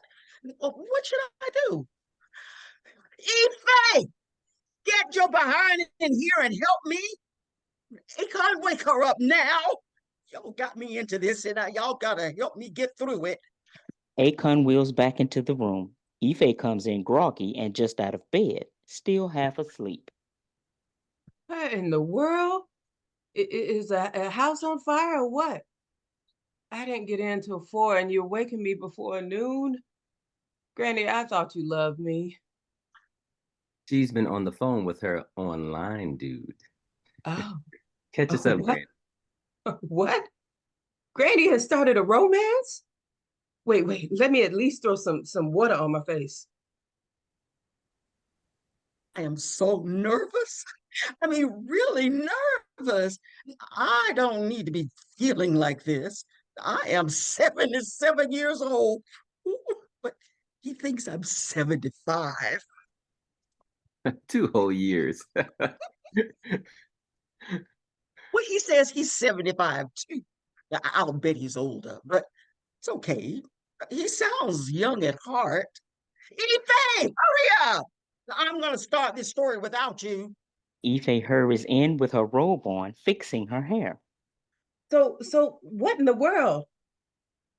Well, I talked to him, and he is so nice. His name is Harrison, and he lives in Decatur. Now, he's a widower, and he has 4 children. He's got a granddaughter that's a whiz on the computer. Now, I told him about my whiz kid, too. Seems y'all are close in age. And his granddaughter is helping him with his online craziness. Now, I mean, it is real craziness. See, I told you it would be easier and probably better to meet somebody in real life. But who listens to me? Well, now he does want to meet me in real life, in person. I don't even know what to do. Suppose he's fooling me with all this nice talk and is just waiting to get me alone. Suppose, no, I can't meet him in person. Yes, you can. You can. We just have to plan it. Ife and I will have your back, won't we, sis? You bet. How we gonna do this, baby brother? Oh, okay. When you call him back, tell him to meet you in a public place, a very public place. Oh, when y'all want this rendezvous to happen? Tomorrow at church. What?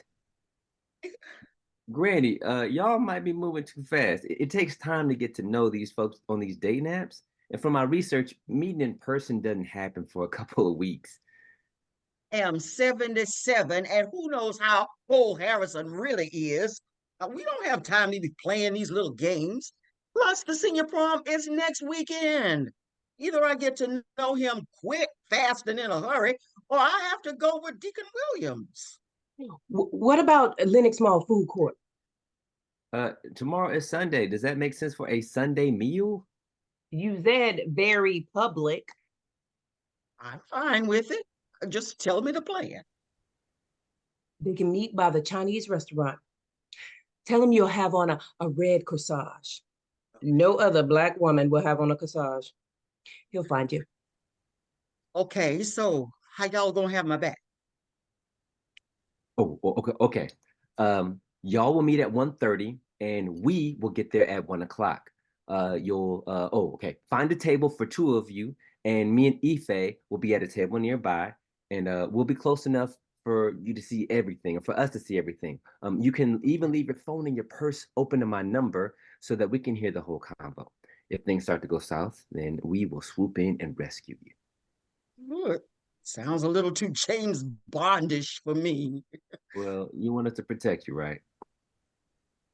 Okay, I'll see if he can meet for lunch tomorrow. If tomorrow's good for you two. Well, I have a lunch date, but Grandy, for this bit of intrigue, I will be glad to cancel. We're ready. We're ready. Lights down, end scene 2. Lights up, scene 3, next day.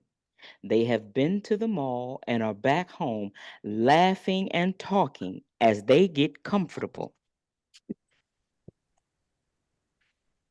I thought Akon was gonna blow it when he came wheeling up to our table asking for ketchup. I mean, ketchup all over everywhere. Akon, here comes Akon asking for ketchup. I was tickled when I saw him wheeling over there. What did Harrison say, Grandy? I was cracking up. I mean, I was shocked and couldn't say a word. Harrison just said, "Sure, bro," and gave him some ketchup. Then after Akon left, he said, "You can't be too careful. That guy might be scoping us out for some scam. Might be casing us. Ketchup all over the place, and he chooses our table? Yeah, something's up." He said he would make sure to walk me to my car.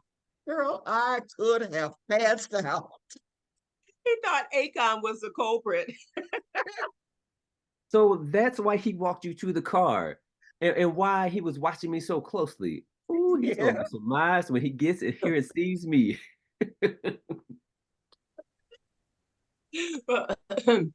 Did y'all talk about the prom? No. Now, why would I talk to him about that? I wanted to know what kind of man he was. Was he a murderer? Was he married?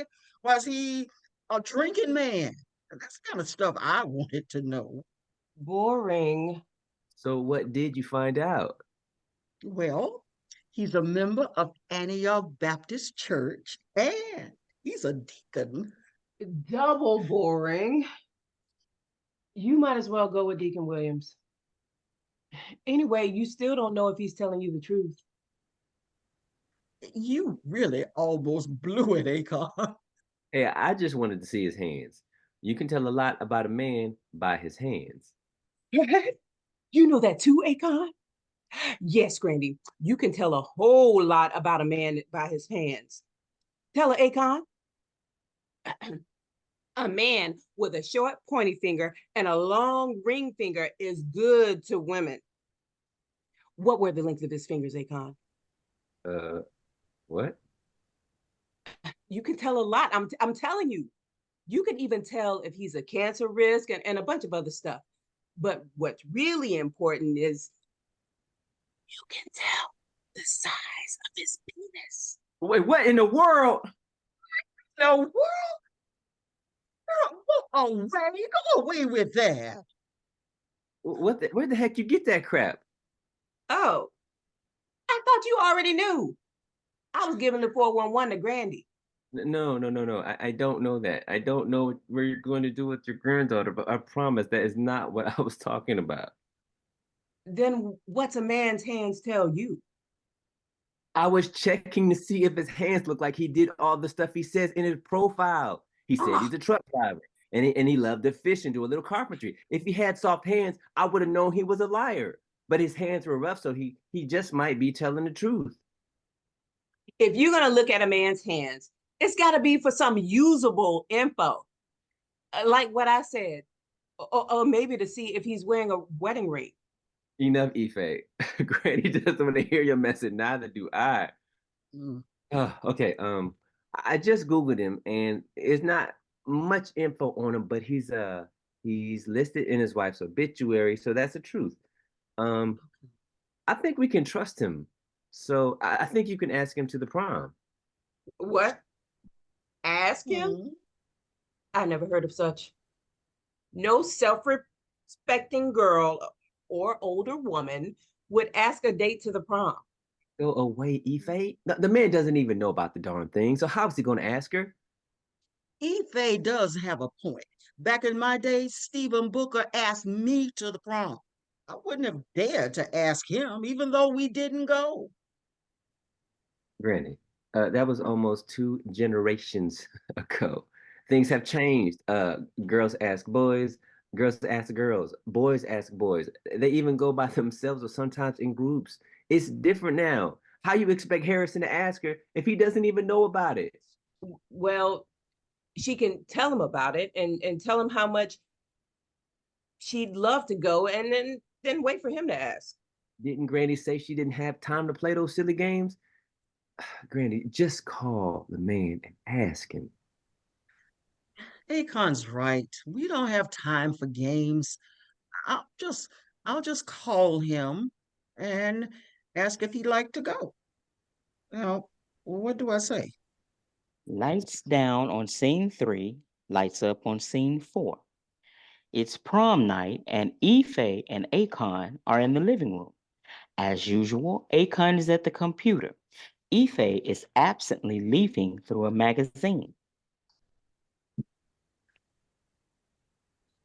I'm glad we talked her into asking him to go. She's been a different person all week. Exuberant, I think they called it. Yes, I'm glad we talked her into asking him. You finished her hair and stuff? She looks like a queen, Akon. You will not recognize her. Well, what's she doing in there now if she's all dressed? She was having some FaceTime with somebody, showing off her beauty, I guess. I think it's on TT in Florida. She said she was going to stay in her room until Mr. Harrison came to pick her up. Well, I want to see her before he comes. She should come out and do a fashion show for us after all we've done to make this happen. I mean, no, do it her way. If you want to see her now, just wheel your little booty up there and take a look. Well, I guess I'll just wait and see her when Mr. Harrison sees her. I mean, he's coming at 7 and it's about 6:45. I can wait 15 minutes. Okay, on second thought, I'm going to check her out. She needs a man's perspective on all this anyway. I fixed some little hors d'oeuvres and some champagne for them before they go. You can check her out and I'll set up the snacks. She goes to get the snacks, and Akon goes to see his grandmother. Ife is singing and setting up the food and drinks as she straightens up the room yet again. Akon returns to the living room. Oh, it wasn't a thing I could add. You really have her looking amazing. She is absolutely beautiful. Mr. Harrison won't recognize that 77-year-old woman. That crown was a little much, though, don't you think? Ah, 75, dear brother. Have you forgotten? And it's not a crown. It's called a tiara. And it's what was the rage when she was in high school. Grandy says all the girls wore them to formal dances. I don't get it. But if it makes her feel good, you know, well, it's 7. He What should be time is it ringing the out doorbell. there? Same time as in there, Grandy. Uh, it's after 7. He's not coming. Grandy, stop it. He's just fashionably late. He didn't seem like a person who would be late. Always calling in when he said he would. Anyway, it's still early. Hey, Grandy, come on out here and wait with us. Ife fix you some delicious looking snacks. Come on out and get some. Grandy walks out dressed to the nines with her tiara on, but mad. Grandy, please don't go to bed. It's only 7:30. It's not late at all. Please sit down and have some snacks. And maybe I something's happened. don't want any snacks. I don't want any snacks. Now, I let y'all talk me into this mess, and now look at me, stood up. I have never been stood up in my life. I get to be an old lady listening to y'all, and what does it get me? Look at me. Snatches I'm off. going to bed. Oh, Grandy, please don't go to bed. It's only 7:30. It's not late at all. Please sit down and have some snacks. I don't want Maybe any something's snacks. happened. Maybe he got into an accident or a mug. He Oh, might be nothing. locked up in the hospital. Nothing's happened except me sitting here looking like a blasted fool. Prom, senior prom. Don't ever say those 2 words to me again in life. But he didn't call or anything. When somebody wants to make a fool of you, you think they gonna call and tell you? No, no call, nothing. Let me see your phone. What? Don't you even think about calling him. I never want to hear his name again. Just keep it out of your mouth. Harrison Spencer is dead to me. Akon looks at Grandy's phone. Grandy, there are 3 phone calls here. Did you answer them? No, wasn't Harrison. Ethan told me not to answer calls if I don't recognize the number. I will be a scam. And not when you're expecting a call, Grandy. Maybe he called from a different phone. Why would he do that? Y'all just trying to make me feel better. Well, I don't. I feel like a blasted fool for letting y'all talk me into this, for getting all dolled up to go nowhere. Now, it won't happen again. I can tell you that I am done. Look, you got 3 messages. You don't check your messages, Grandy?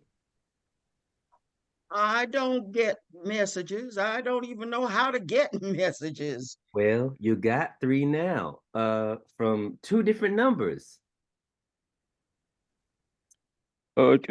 True deal. This is Harrison. I had a fender bender. Somebody hit me in the rear. Now, nobody hurt. In all the mayhem, I lost my phone. The lady that hit me let me borrow hers. Call me back on this number. We waiting for the police. True dear, it's me again.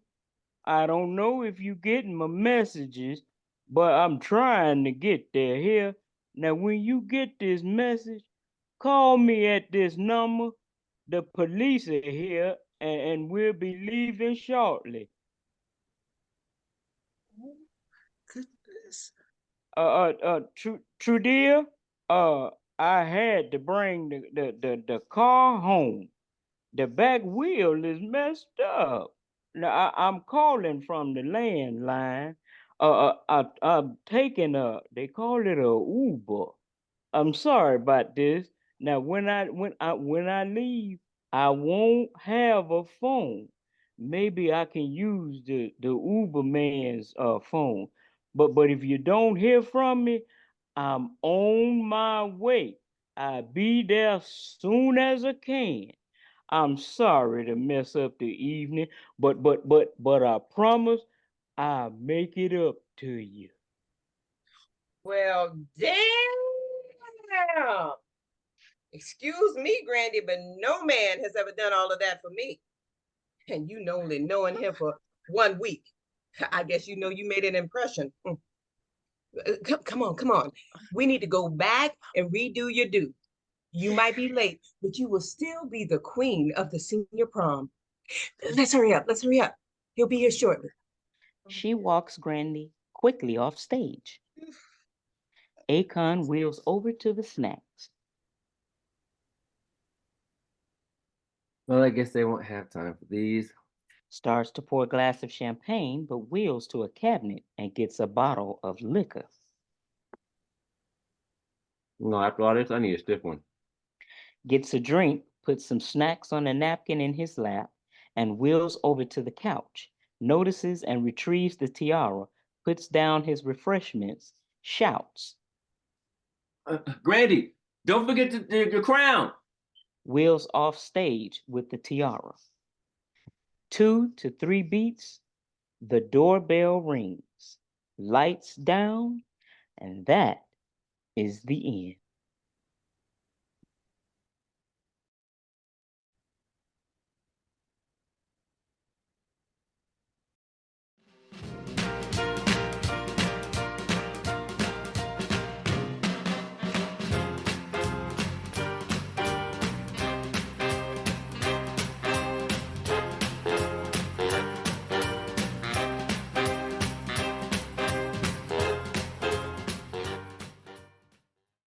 Thank you so much for joining us today for Elders Igniting, Many More Stories to Tell. Move the Car, written by Barbara and Carlton Molette, Dying Well by Jamil El-Shair, and Senior Prom by Dr. Janice Lydell.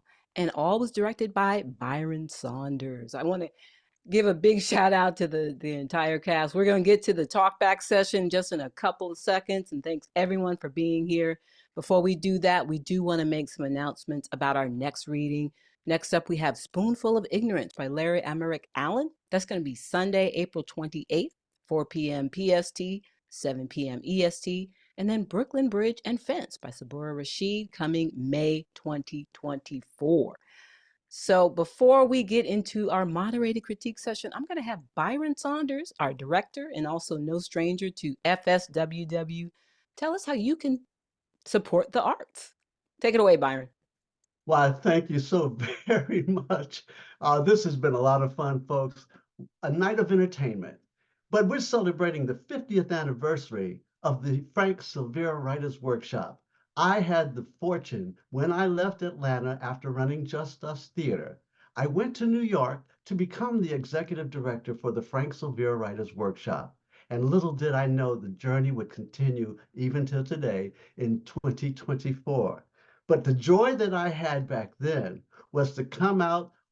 We were above a tennis shoe store on 125th Street, and every Monday we would have a reading of a new play. That's what the Frank Silvera Writers Workshop is really all about, giving birth to new plays that become the African American theatrical classics. And as Garland Sr. would say, if it ain't on the page, it ain't on the stage. But there I got a chance to work with Ozzie Davis, Ruby Dee, Mary Alice. I mean, there were so many wonderful talents that came through. And when we had a reading, I would come out onto the stage with a cookie can. Now, I know you think there's just cookies in here, but I have to tell you, what we really would do with this can, and I would show it to the audience because basically, this was the time for them to donate. Give us an offering. Say thank you for the many wonderful contributions that our playwrights have had over the many years, 50 years of doing great theater. This is our 50th anniversary, and tonight we need your support. $50,000 for the 50th anniversary. And how is it done? You make a pledge. There's a little symbol right there up on the right-hand side of your screen. It says donation by pledge. Click on it. Make an offering. In fact, wait a minute, I'll tell you the reason why. Oh, I know what's in here. Some of my dear friends.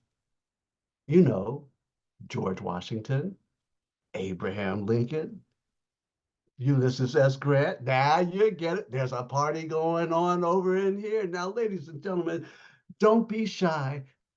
Touch that button, make a pledge. Your donations will help us to stay alive for the next 50 years. This is our 50th anniversary. We're here in Winston-Salem this year for the International Black Theater Festival. And as many of you know, the Frank Silvera Writers Workshop is a significant part of the festival.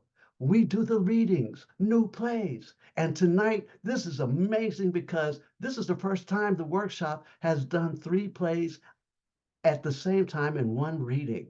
And guess what? Just like Garland said, from the page to the stage, Atlanta, Georgia, we're coming to you May 18th and 19th at the Arts Exchange, where you get a chance to see these plays in real time. So don't delay. Put your donation in today. That's right. Make us happy. Make my cookie can happy. This is, of course, this is Holy Week, and today is Palm Sunday. And if you didn't go to church today, come to the Church of Theater here. You know, give us a love offering. It'll help us keep this dream alive, and only you can help us do it.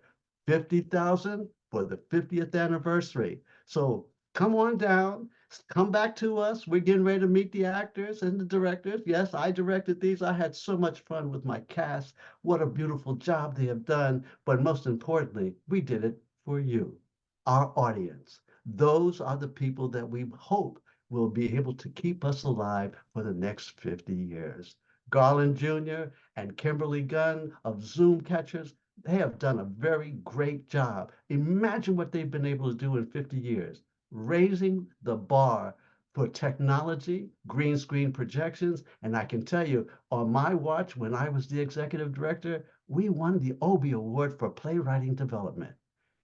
That sets the standard for every theater in this country. They're all doing readings now, but we're anteing it up and kicking it up, as they say, kick it up a notch, because you're getting a great show. My goodness, I saw the comments. We loved it.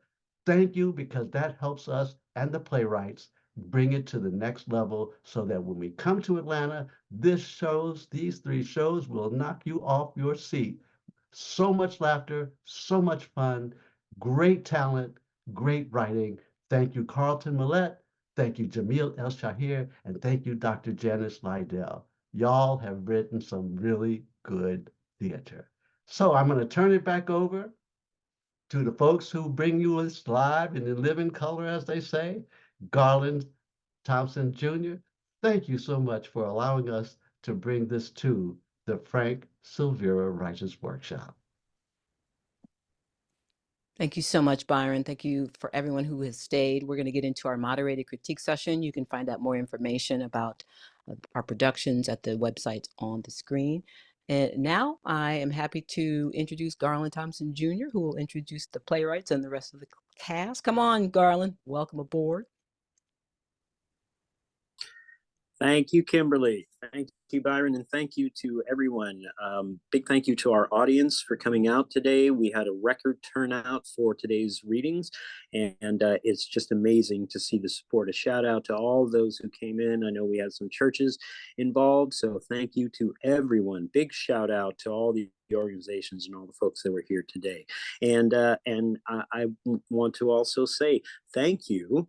Thank you to, first of all, thank you to our playwrights. Thank you to Carlton Molette, Jamil El-Shair, and Janice L. Thank you to all of them, and of course to Carlton's dear late wife, Barbara, who is also a co-writer on the piece Move the Car. Thank you to all of you for taking the time to, number one, dream up these incredible stories, and to take the time and effort to put them on the page so that they would end up on the stage. And I'm so thrilled to know that these three pieces, these very strong pieces, are indeed headed to the stage in Atlanta. If you're in Atlanta, I highly recommend you go check these out. I think you're going to have a blast. But we here have a chance today. This is kind of I don't want to say exactly a trial run, but this is a part of the developmental process for all of these plays. To my knowledge, none of these plays have actually been produced fully before, in some form, maybe short versions, etc. But this is the first time, and coming up in May in Atlanta, this is the first time they will all be fully staged productions, and that is incredible, what we like to see. And we're thrilled to be able to still join these playwrights on their developmental journey. They're still working on these plays, so we're here to have our talk back. It's a little bit different in the sense that these plays are on track to be produced. Most of our plays are still in very early stages of development, but we're very thrilled to have them. So we want to hear from everybody. We've got some questions here, and there'll be a poll that Kimberly will be placing out there in just a few moments. If you'd like to get on the microphone and say something and speak, please. We encourage everyone in the audience to join us on stage. All you have to do is put your hand up. It's in the reactions down at the bottom of your screen, your Zoom screen. Put your hand up, and Kimberly will get you onto the mic, and get you in the room. And I see now we have our poll is up here. Kimberly has just posted our poll. Thank you, Kim. It is, and why don't we get the cast in there and the play? Yes, and the rest of the playwrights. let's get the cast. So I'd like to now invite the playwright, all the playwrights, our cast, and our directors, our director, to join us on stage. So please come on board, turn your cameras on, join us so we can have a nice conversation. Audience members, feel free. This is your time, your chance to let the folks know here, let the playwrights, let the actors know how you feel about what you just heard and saw. I have a feeling that, I know I saw some incredible comments in the chat, so I know that this was definitely stirring up a lot of great thoughts. So let's hear from some folks. So please put your hand up. Kimberly, do you have something? We do have a hand up, but there's so many comments that I want to just read a couple of them. Okay. We have people that are dialing in, zooming in from ATL, obviously, Toronto, Canada, Savannah, Georgia, Hempstead, New York, Tyrone, Georgia. So please put into the chat where you're watching from. A lot of positive comments. Shirley Kane says these stories were great. The writing, the acting, all the emotions and passion within the stories made me feel like they were my own family. Well done. Ivory Toussaint says, great job, Byron. Tony Cook, excellent that you were so very much thank you for inviting me to witness outstanding performances, as I am a senior citizen who really could identify with each play. Congratulations, everyone. There's plenty, so keep going, Garland, and I'll keep fielding these, okay? Hey, definitely want to start out by saying these three plays are an excellent opportunities for elder artists, elder actors who, as we all know, unfortunately, the way Hollywood and the way theater and the way the entertainment industry seems to be sometimes that the older people get, there are less and less opportunities for them to express themselves as an artist. So this is a great opportunity for us to really give a chance to some incredibly talented people to come up and show us what they got. I also wanted to give a shout out. I saw in the chat that we have someone from Kingston, Jamaica in the house. I don't know if they're still here, but they let us know they were here. So we are truly going international, and we love that. In the poll, let's take a look at the poll. In the poll, we've got some questions here. Please feel free to put your answers in the poll. And again, raise your hand if you want to get up and expound a bit. Our first question in the poll is, in dying well, what is the significance of the cardinal and the brook to you? That's a very interesting question. Second question, what end of life death conversations have you had with loved ones? This is a very, very important question. Love to hear what people have to say about that. And third question, in senior prom, is there any place where you get lost or let down? So there's a senior prom question for you there. Two more questions, and then we'll hear from our person who's got our hand up. Are the characters in senior prom believable? This is a very important question. I think I saw some of the comments in the chat and one of the comments that Kimberly just read. I think the answer is yes, but please let us know. And oh, Montego Bay. Hey, Montego Bay, we've got Miss Arlene. We've got Arlene McKenzie from Montego Bay. Glad to have you there. I hope life is wonderful down there. I know the last time I was there, I had the best time ever. Our fifth question: is the ending of senior prom effective? No one on stage with just the doorbell ringing. Is that an effective choice? So there you are. Please put your answers in the poll. And now let's go ahead and who do we have? We have Marsha Cross who's joining us. And we have someone. We have a comment from Leah. Leah Gillis, go ahead, please. Let's hear from Leah. Hi, Leah. Leah, if you're ready, you can just unmute, please. And for people that want to go on the mic, use the raise the hand function, and that'll allow you to go on the mic. If you're ready, Leah, go ahead. Otherwise, Garland, did you want to hear from any of the playwrights first? Sure, if Leah's needs a second, but yeah, let's get our playwrights up. Go ahead and turn your cameras on, folks, and let's see you. Actually, you probably already do, and let's put you in gallery view. There you all are. Now I can see you all. Well, first of all, big round of applause to everyone. Big round of applause to everyone, your playwrights and your cast, your director. Everyone did an incredible job.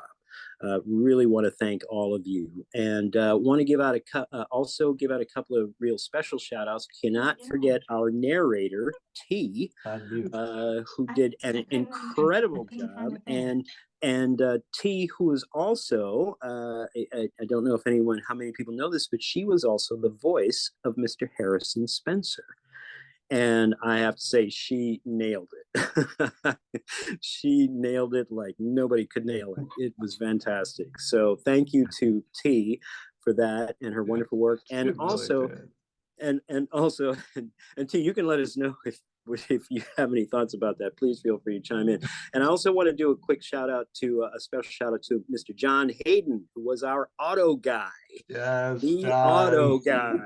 And we, with his help, we had at one of the rehearsals last week, it sort of came up, the idea of creating a commercial for the Auto guy, and John took it upon himself. He wrote that entire script, he shot it, he filmed it, he sent it over to us, and we were able to put it in the cooker and get it ready for you today. So thank you very much, John. That was so much fun, and thank you. You were awesome. So thank you. Playwrights, let's start off with y'all. Anything y'all want to say? And yep, go ahead, Janice. Yes, I was very, very nervous. This is my first time trying humor. My husband said I didn't have a funny bone in my body, so I was very, very thankful to see that some of the humor actually worked. That there was a little bit of laughter. So thank you to the cast. Thank you, Garland. Thank you, Kimberly, wherever you are. This was wonderful. This was very exciting. And I just want to give a shout out to Providence Manor. I think they're still watching. And I'm teaching a class for seniors, playwriting over there. And I just want to say hey to them and make sure that they know that I acknowledge them and I appreciate them. Thank you. Fantastic. Thank you, Janice. And thank you to the folks out there that you just shouted out. Thank you. I'm thrilled to hear about seniors working on playwriting and writing new plays. We need those stories. We need to get those stories from them. Anybody else? Carlton or Jamil? Hello. Yes, I'm Jamil, and I wanted to first, of course, acknowledge Janice, who we go back a long way, and it's I really appreciate that she pulled together this group of folk who all have deep roots and deep history. The appreciation of people who are still doing their craft. You know, this is a beautiful thing that she was able to pull off, and Byron, the excellent director that he is, and getting. We talked briefly about doing things in rep, and, how that's almost a lost art. But Byron pulling these 3 different plays together and casting such a marvelous set of actors, and 2 of the actors actually playing in 2 very, very different plays, it's just, it was a joy to watch. And of course, to be part of the Frank Silvera Writers Workshop 50th anniversary. I just want to say thank you. Thank you to all of you and the tech crew. And lastly, the whole thing of theater. And Byron said it best when he quoted his credo from the workshop, from the page to the stage. Theater, just when it actually is done as a playwright, it's great to put it on the page, but it is a beautiful thing to hear the actors do the work, and to hear from the audience and see what they have to say and what they take away from what I was blessed to be able to put on page. So thank you all who were involved. Thank you all. And hey, Carlton, good to see you. Good to hear from you. Thank you, Jamil. Thank you. And well, again, thank you to, as I said earlier, for taking the time and dreaming up this incredible story and putting it to the page. And it's absolutely right. This is something we believe in. If it ain't on the page, it ain't on the stage. And you have definitely put these words on the page, and they are definitely headed for the stage, and we are all the better for it. So thank you very much. Thank you very much. Reverend, shall I say also, Reverend. So thank you, sir. Carlton. Oh, sorry. I was going to say, after Carlton, we'll have a Lily. I think Leah will be ready after Carlton. Okay. Great. Fantastic. Okay, good. One of the things I wanted to do is I'm sure that some of the people who are online are not used to this feedback process. And this is not this is not a joke. We really want your feedback. Playwrights need that. We appreciate that. It's something that I was fortunate fairly early in my career to meet this guy named Garland Thompson Sr., who made me understand how important it is to have that process. So please feel free to pitch in. If you say something that's your opinion, don't worry about playwrights have to be thick-skinned. Actors have to be thick-skinned. You're not going to offend anybody. Tell us what you think. And I guess the only other thing I want to say is to amen all the things that Jamil said.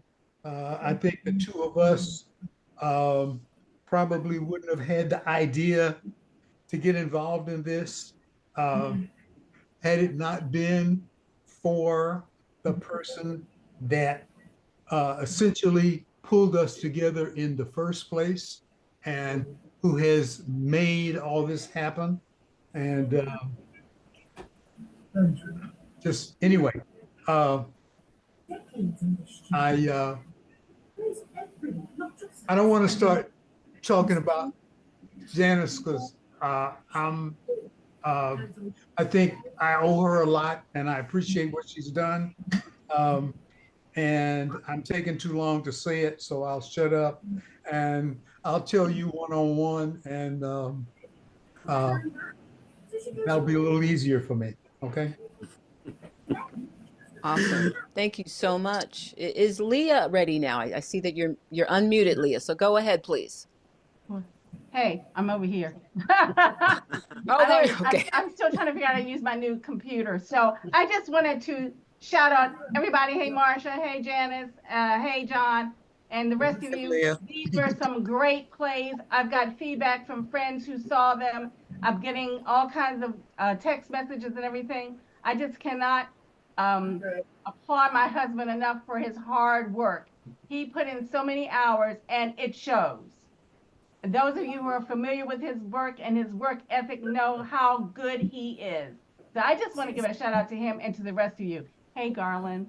So my Virgo friend.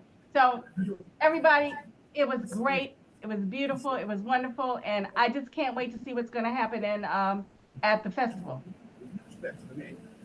Great. Thank you. Thank you. Thank you, Leah.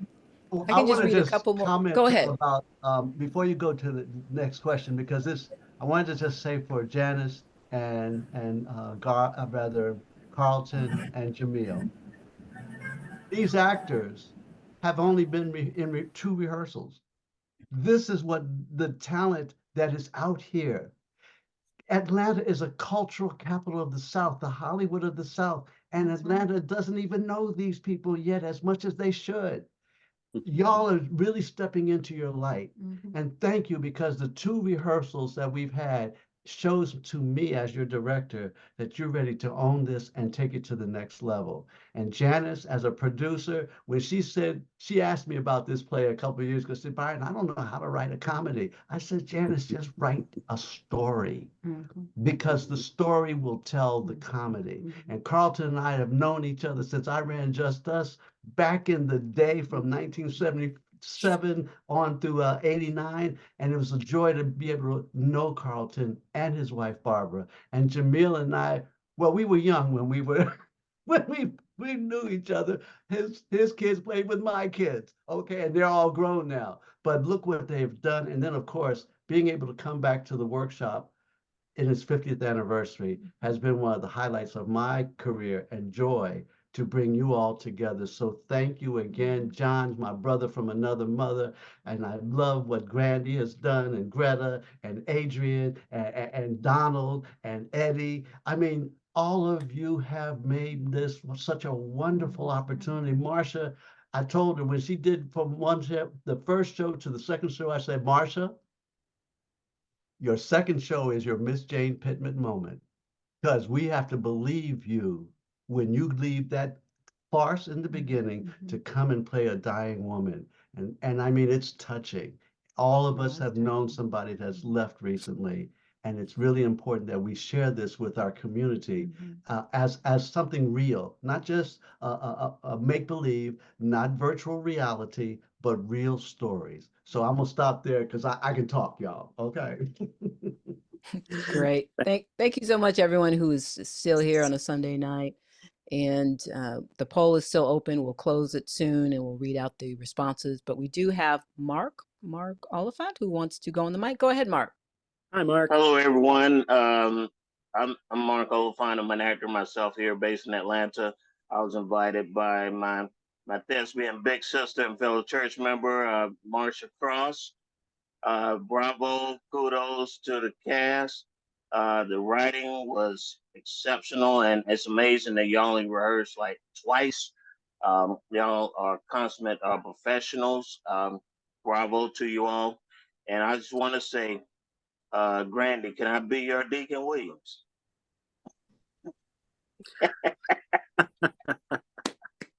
I think Grandy, you that chick. That's all I want to say. Grandy's dance card is full. Grandy. Okay, Grandy, I need a Lord, full I gotta take a introduction number. here, okay? Okay, all right. Hey, all Con, right. you I got benefits. I got benefits. How about that? You better take that man, Grandy. You better take him. I will do your hair and makeup. Okay. Everything is wonderful, y'all. Congrats to all of y'all. Wish y'all much success. Thank you so much. Thank you, Mark. Thank you so much. Thank you, Mark. And if anybody else wants to go on the mic, just use the raise your hand feature. I'm going to look at some more comments. Arlene McKenzie says, really nice, engaging, funny, and entertaining. Hank Kimmel, applause to all writers and actors and directors and tech folks. Thank you so much. Amani says this was awesome and she was beautiful.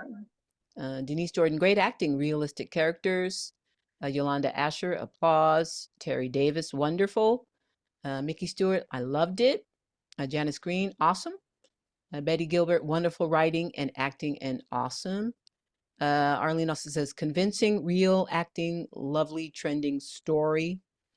So there's plenty of great comments. Feel free to put your comments in the chat, or you can go on the mic. I will hand it back to Garland. I don't know if you want to open it up to any cast members, Garland. Yeah, absolutely. And I also want to give a shout out. We have some of our Canadian friends in the house. Alicia Payne, who is a playwright from Canada, a very wonderful playwright who we met at the festival.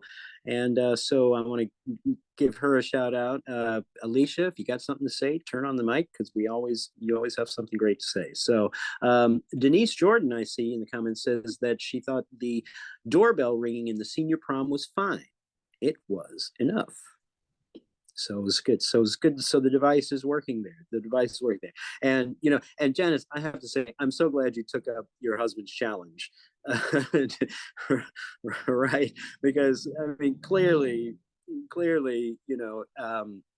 he was wrong. I know he's probably not wrong about a lot, but you can write comedy. So thank you very much for doing that.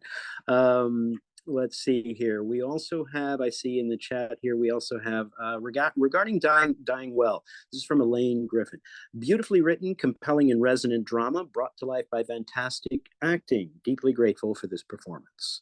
So yes, I'd have to say all three of these pieces are so strong, are just so strong. The writing is just there. I'd love to, any of the actors who would like to share with us any little bits about how they felt about it. I know, again, you guys pulled off an incredible feat. 2 days worth of rehearsals, and this is what we got. It's amazing. Y'all are wonderful. So feel free, any of the actors who would like to chime in. We'd love to hear from y'all, and I'm sure the playwrights would love to hear your feelings as well.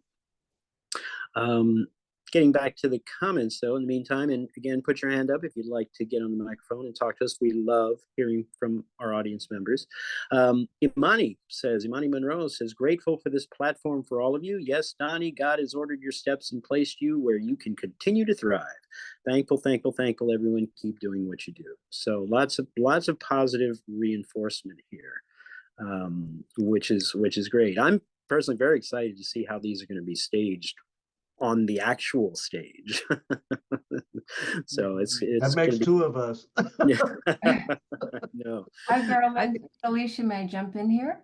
Yes, go please. ahead, Alicia. Hi, Alicia. Thank you. Come on in.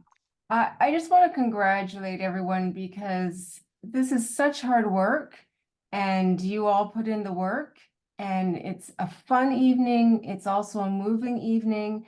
And something I particularly love is that all of them touch on really deep issues, regardless of how you approach them.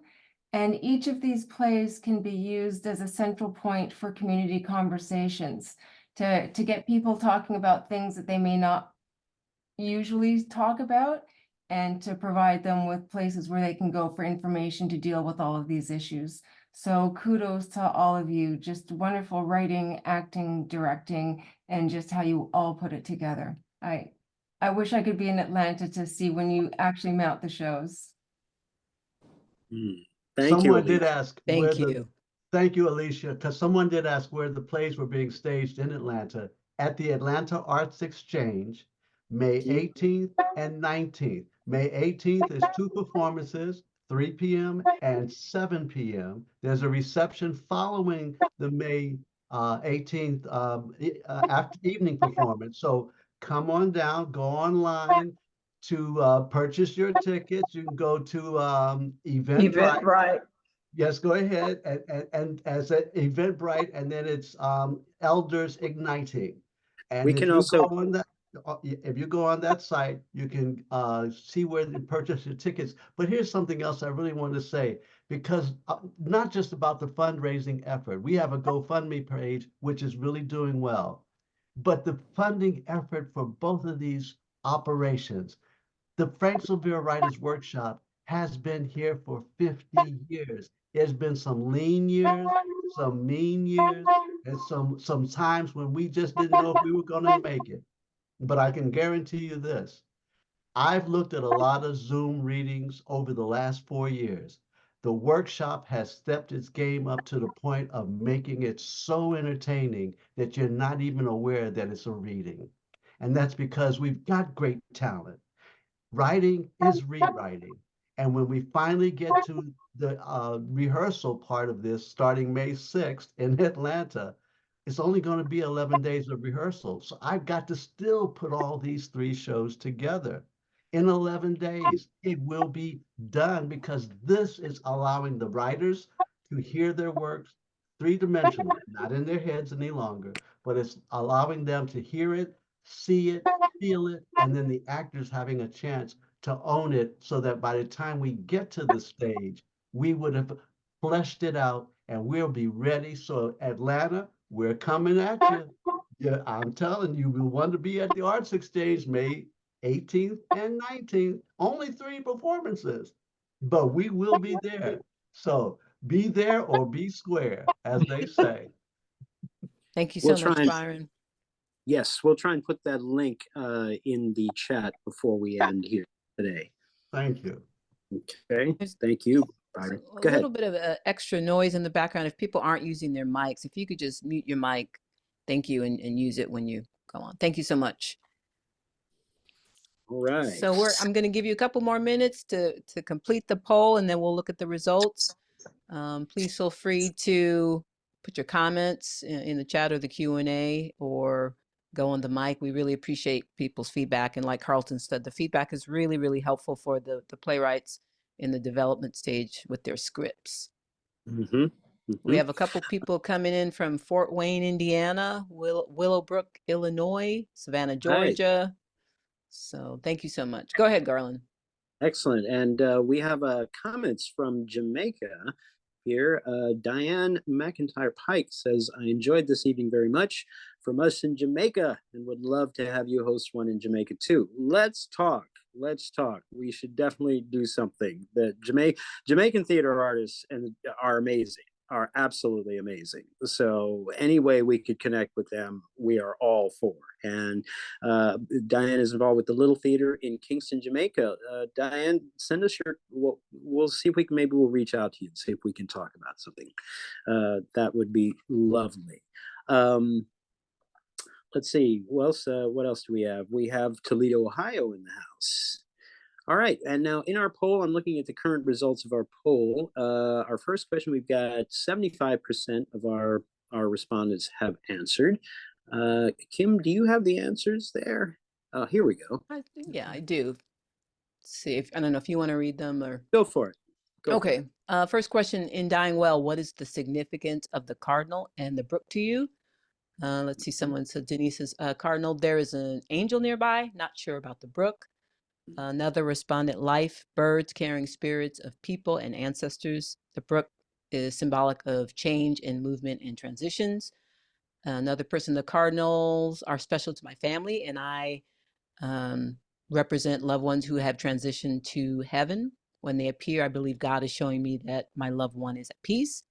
Another person says peacefulness, and then appreciated the reminder that we are all in a world even beyond humanity, and that listening to a cardinal sing or a brook run can be enough to spend one more day. Also a great sound to die to. So that's question number 1. I don't know if anyone else wants to make any comments about that. Number 2, okay. What end of life death conversations have you had with loved ones? Someone says, usually the conversations I have experienced too, that they do not want to leave. It's hard, not easy. Another responded, the importance of documenting and sharing with family one's business affairs and wishes. And I've heard 10 plus beloveds die from 1 week to 4 months. One that stands out most was with a hospice worker who said, we all have 5 times to die. I think your father's waiting for the very last. So I don't know if anyone wants to weigh in before I get to the last questions 3, 4, and 5. Does anyone want to make any more comments, or Garland, or any of the playwrights or actors? Well, no, I just would like to say that I encourage people to have these conversations. I myself was a caregiver for my elderly aunt who passed last year at the age of 95.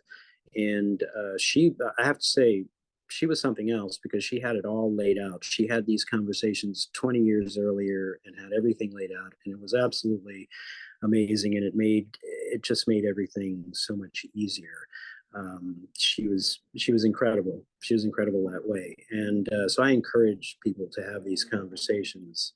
I know it's a difficult subject to talk about, and nobody wants ever to have to talk about them, but the sooner you do, the better off you'll be, for sure. So absolutely. And again, thank you, Jamil, for telling this story, because these are conversations that everyone needs to have, whether they want to or not. So what else? So let's move on to our next, unless someone else has something to say about that. Let's move on to our... I know Marcia has her hand raised, and let me just read the Great. answers to question number 3. In senior prom, is there any place where you get lost or let down? Let's see, no, it was engaging and sincere. Got a little lost before hearing the voicemail messages someone wrote. And then someone says, isn't it a colonialist empire practice? I think it's referring to the prom. Born in 1963, I boycotted mine. And first time I ever heard the fascinating but not surprising history. And then number 4, are the characters in senior prom believable? Yes, yes, yes, and yes. Though a lot of my girlishness and interest died along with my hormones and husband at menopause. I also learned how to manage and meet my own emotions, so most men's interest has far less pull now. And then the last question is, the ending of senior prom effective? Yes, and not sure. So one yes and not sure. So great. Thank you so much for answering our poll. And let's see, I think Marcia wanted to make a comment. Go ahead, Marcia. You can just Hi, Marcia. Sure. Oh, hello, everyone. First of all, I just want to thank the playwrights and Byron. This has been a great experience to be a part of something like this and to continue to be a part of it. As Byron has said repeatedly tonight, we're going to definitely put the shows up on May 18th and May 19th at the Arts Exchange in Atlanta. But I did want to sort of comment particularly on Dying Well, because Dying Well was somewhat of a little, I won't say it was difficult, but it brought back a flood of memories for me, much like you, Garland. I was a caregiver for both my brother and my mother, who died within a year of each other. And a lot of that was brought into that, because I had those kinds of conversations, and even the kind of conversation where I had to say it was okay to go. And so it's art imitating life. I mean, all of these, every one of these. I mean,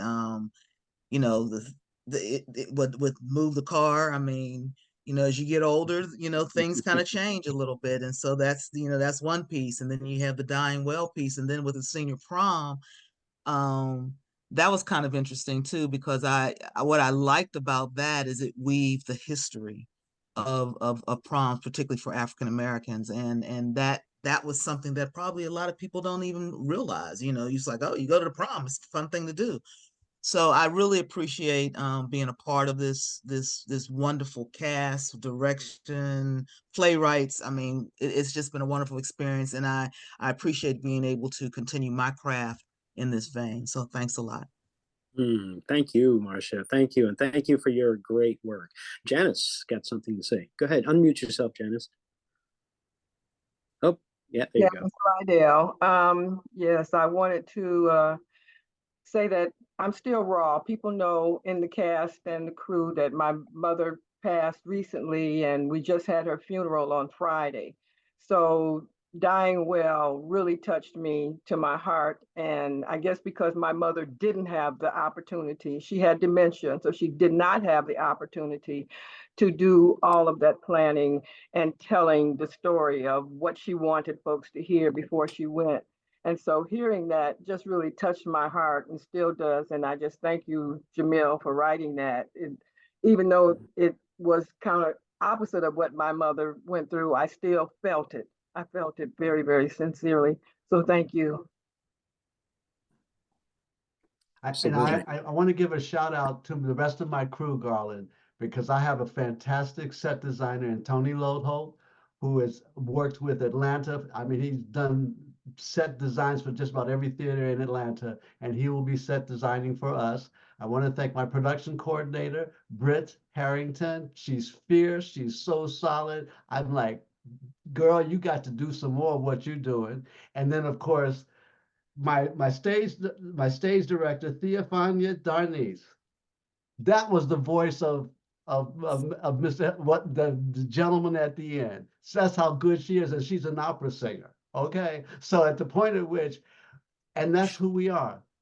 We have a very small crew and cast, but my crew and my directors, my producer and Janice, my playwrights, Carlton and Jamil, we have really bonded well, and I'm looking forward to the next phase of this development because this is why the workshop is so important. We incubate in a safe atmosphere to get our plays to the next level. And that's what the festival is about. This is the 44th anniversary of the festival. And if you've never been, come on down to Winston-Salem. Garland is everywhere. I think he's cloned. I swear to God, I've seen him in 9 different places at the same time. I don't know how he does it, but he is amazing. And because he is his father's son. And I thank Garland Sr. for having given me that chance to come from Atlanta to work at the Frank Sylvia Writers Workshop. And now I'm back with them as a consultant. And Garland and Kimberly, you guys are really amazing for what you have done. I mean, I can't say enough because all of us have done enough Zooms so we know when it's really a challenge to do something like this. And you all pulled it off with, okay, the magic. That's what theater's all about. Thank you so Thank much, you. Byron. Thank you so Thank much. you, Really Byron. appreciate it.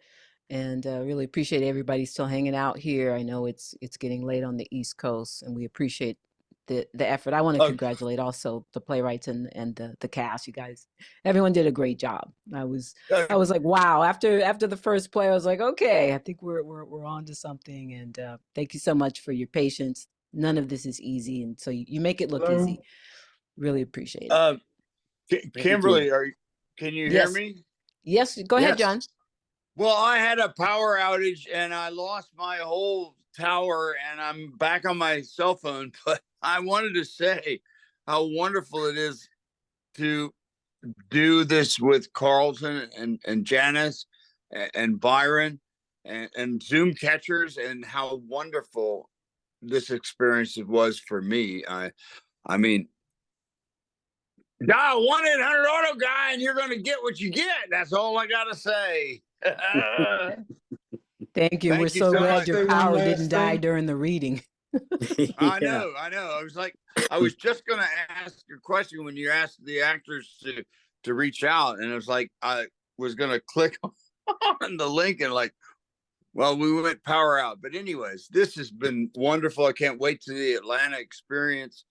And I've grown to love and God, the Zoom thing is a new territory, and it's like the 5th or 6th one I've done, 3 of them with Byron and Janice, and it's a uncharted territory that we need to continue to explore, because we can find the jewels of these playwrights and bring it so they can hear it, and then we can put it on the stage. And that's what Garland and that's what the Sylvia Writers Workshop has all been about since the beginning, and I was proud to be a part of it back then, and I'm proud to be going into the future. So thank you so much.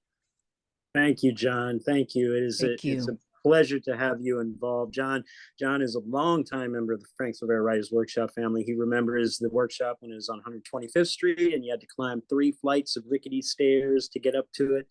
A lot of good memories from that place. A lot of good work, and John did a lot of good work with us back then. And we're glad to have you back with us, John.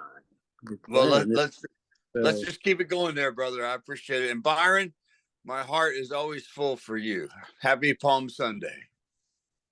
Thank you so much, and happy Palm Sunday to everyone. Thanks for hanging out with us. Probably gonna be winding down soon, but I know that Donald wants to make a comment. Go ahead, Donald. Yeah, I wasn't. I was just listening and just absorbing everything that everybody said. But Holy Spirit kept nudging me and say, I don't know who it's for, but what we've done and what we do here is ministry. What Jamil has written, it ministers back home in New York at CCC. One of the things we always said is there's no ministry backstage, there's no ministry on stage. And what we do is we become living pictures to people that have unresolved issues, and we help them resolve it spiritually. It's big what we do. Sometimes you think about acting and like, oh, they're becoming somebody else. But what we do is really, really important, and we shouldn't take it lightly. We should have fun, but we're called to do this. We've all been given gifts, talents, and abilities. And these gifts, talents, and abilities that we've been given is to be used to do exactly what our Father in heaven has, it's like the Great Commission. We're going into the world and we're using this thing, for the army of God. So I'm not going to go on anymore, but I just had to get that out. Amen to that, Donald. Go ahead. Who is? Thank you so much, Donald. Yeah. Did someone else? Hello? Go ahead, Carlton. Happy birthday, Brian. Byron. Byron. Happy birthday, Byron. Brian. Early. I keep doing that. I have a son-in-law whose name is Brian. So I keep saying Brian instead of Byron. Oh, I've gotten that a lot. Thank you, Carlton. My roommate at Hampton was Don Bryan, so we got all kinds. Yeah. Oh, and one more thing, because as Carlton is humble, Carlton has a granddaughter on the University of Stanford basketball team, and they're in the March Madness, playing at 10 o'clock tonight. Playing tonight. Yeah. On Stanford. ESPN. That's it. That's it. Please go cheer Stanford. Yeah. Oh, Her last name is we got to Ogden. tune in. She's We got number 40. She's not a starter. She's a freshman. But anyway, the game's not going to start at 10 o'clock because Baylor and Virginia Tech are still playing. They're still playing, right. But also one more thing, so that you understand the trajectory of the Frank Sylvia Writers Workshop with Carlton Molette, who he and his wife were the co-chairs of the Spelman Theater Department, and guess who their students were at? Somebody named LaTanya Richardson and Sam Jackson working. Clark University, that's Dr. Lydell. So, we're getting the most brilliant people out of that collective. And look what it has given birth to. Still producing, still doing. And Carlton, you are the man, okay? Janice, thank you so much. And oh my God, Jamil, way back when to right now, thank you for your church being able to allow you to bring this message to them. I'm sure they're very proud of you as well. So come May 18th and 19th, be there. Come on down. Tickets are being sold. Hopefully we sold out when we finally get there. Thank you, Byron. Go Stanford, absolutely. Go Stanford. Good luck to your granddaughter, Carlton. We'll be rooting for her for sure. I want to say personally a thank you to all of the actors, to Eddie, Eddie, yes, Eddie L. Oliver. Eddie, thank you for joining us today. Your work is LeRoi. Wow, that was something. You could feel it. You could feel the pain that this gentleman was experiencing, and especially learning what his character learns through the course of the piece. It's a lot to take, and you really gave it to us. So thank you so much. Thank you so much for that, LeRoi. And Adrian as Ife, you were just a dream. You were just a dream. You were the best, Ife. You were what Ife, I think Janice would agree. I hope Janice agreed that Ife, you were what Ife should be. Yes. So you were great. Your work with Justin, your work as Akon, absolutely fantastic. Your chemistry, all three of you, and Greta, oh my God, the chemistry between all three of us. First of all, and Greta, what you gave us as Grandy, what you brought to us as Grandy was just brilliant, just amazing. And the chemistry between the three of y'all was very clearly evident, and we could feel it even through the Zoom screen, even through we could feel it. The love was definitely there. It was just so beautiful. The grandchildren trying to get grandma to have a good time. We want grandma to have some fun. She's worked so hard for us. It's just and that's a beautiful thing to portray as well to younger people, treating their elders, their relatives like that. That's a wonderful behavior to model. And y'all modeled it beautifully. Of course, Donald, thank you so much. You and Marcia, thank you. Your chemistry in both plays was just amazing. Absolutely amazing. You guys were hilarious in Move the Car. And then you took us to the opposite end in Dying Well, but didn't lose any of the beauty and even the humor and the love. So thank you so much for that. And of course, John, you are when I need a restorer, when I need a car restorer, I'm gonna be calling the auto guy. And thank you, John. Yes, you brought so much. John developed that whole character in the course of these last 2 weeks, I think it is. So it's been an amazing ride, amazing thing to watch. I was able to sit in on www. Auto Guy New. That's right. You just come to me, I'll make you new. There you go. Thank you, John. Oh, you're very welcome. Thank you all for helping to keep the workshop going. The mission is never changed. It's about new work, and it's about new work by Afro-Americans. It's about the diaspora, and it's about marginalized people in general, people who may not feel they have a platform somewhere else. They will always find a platform here. We will always be a platform for people to spread wonderful messages and to create more new theater. This is, Joe Papp was one of my father's original mentors, and new work. Once upon a time, Romeo and Juliet was new work, and nobody had ever heard it before. And now look at us, right? 500 years later, we're still performing it.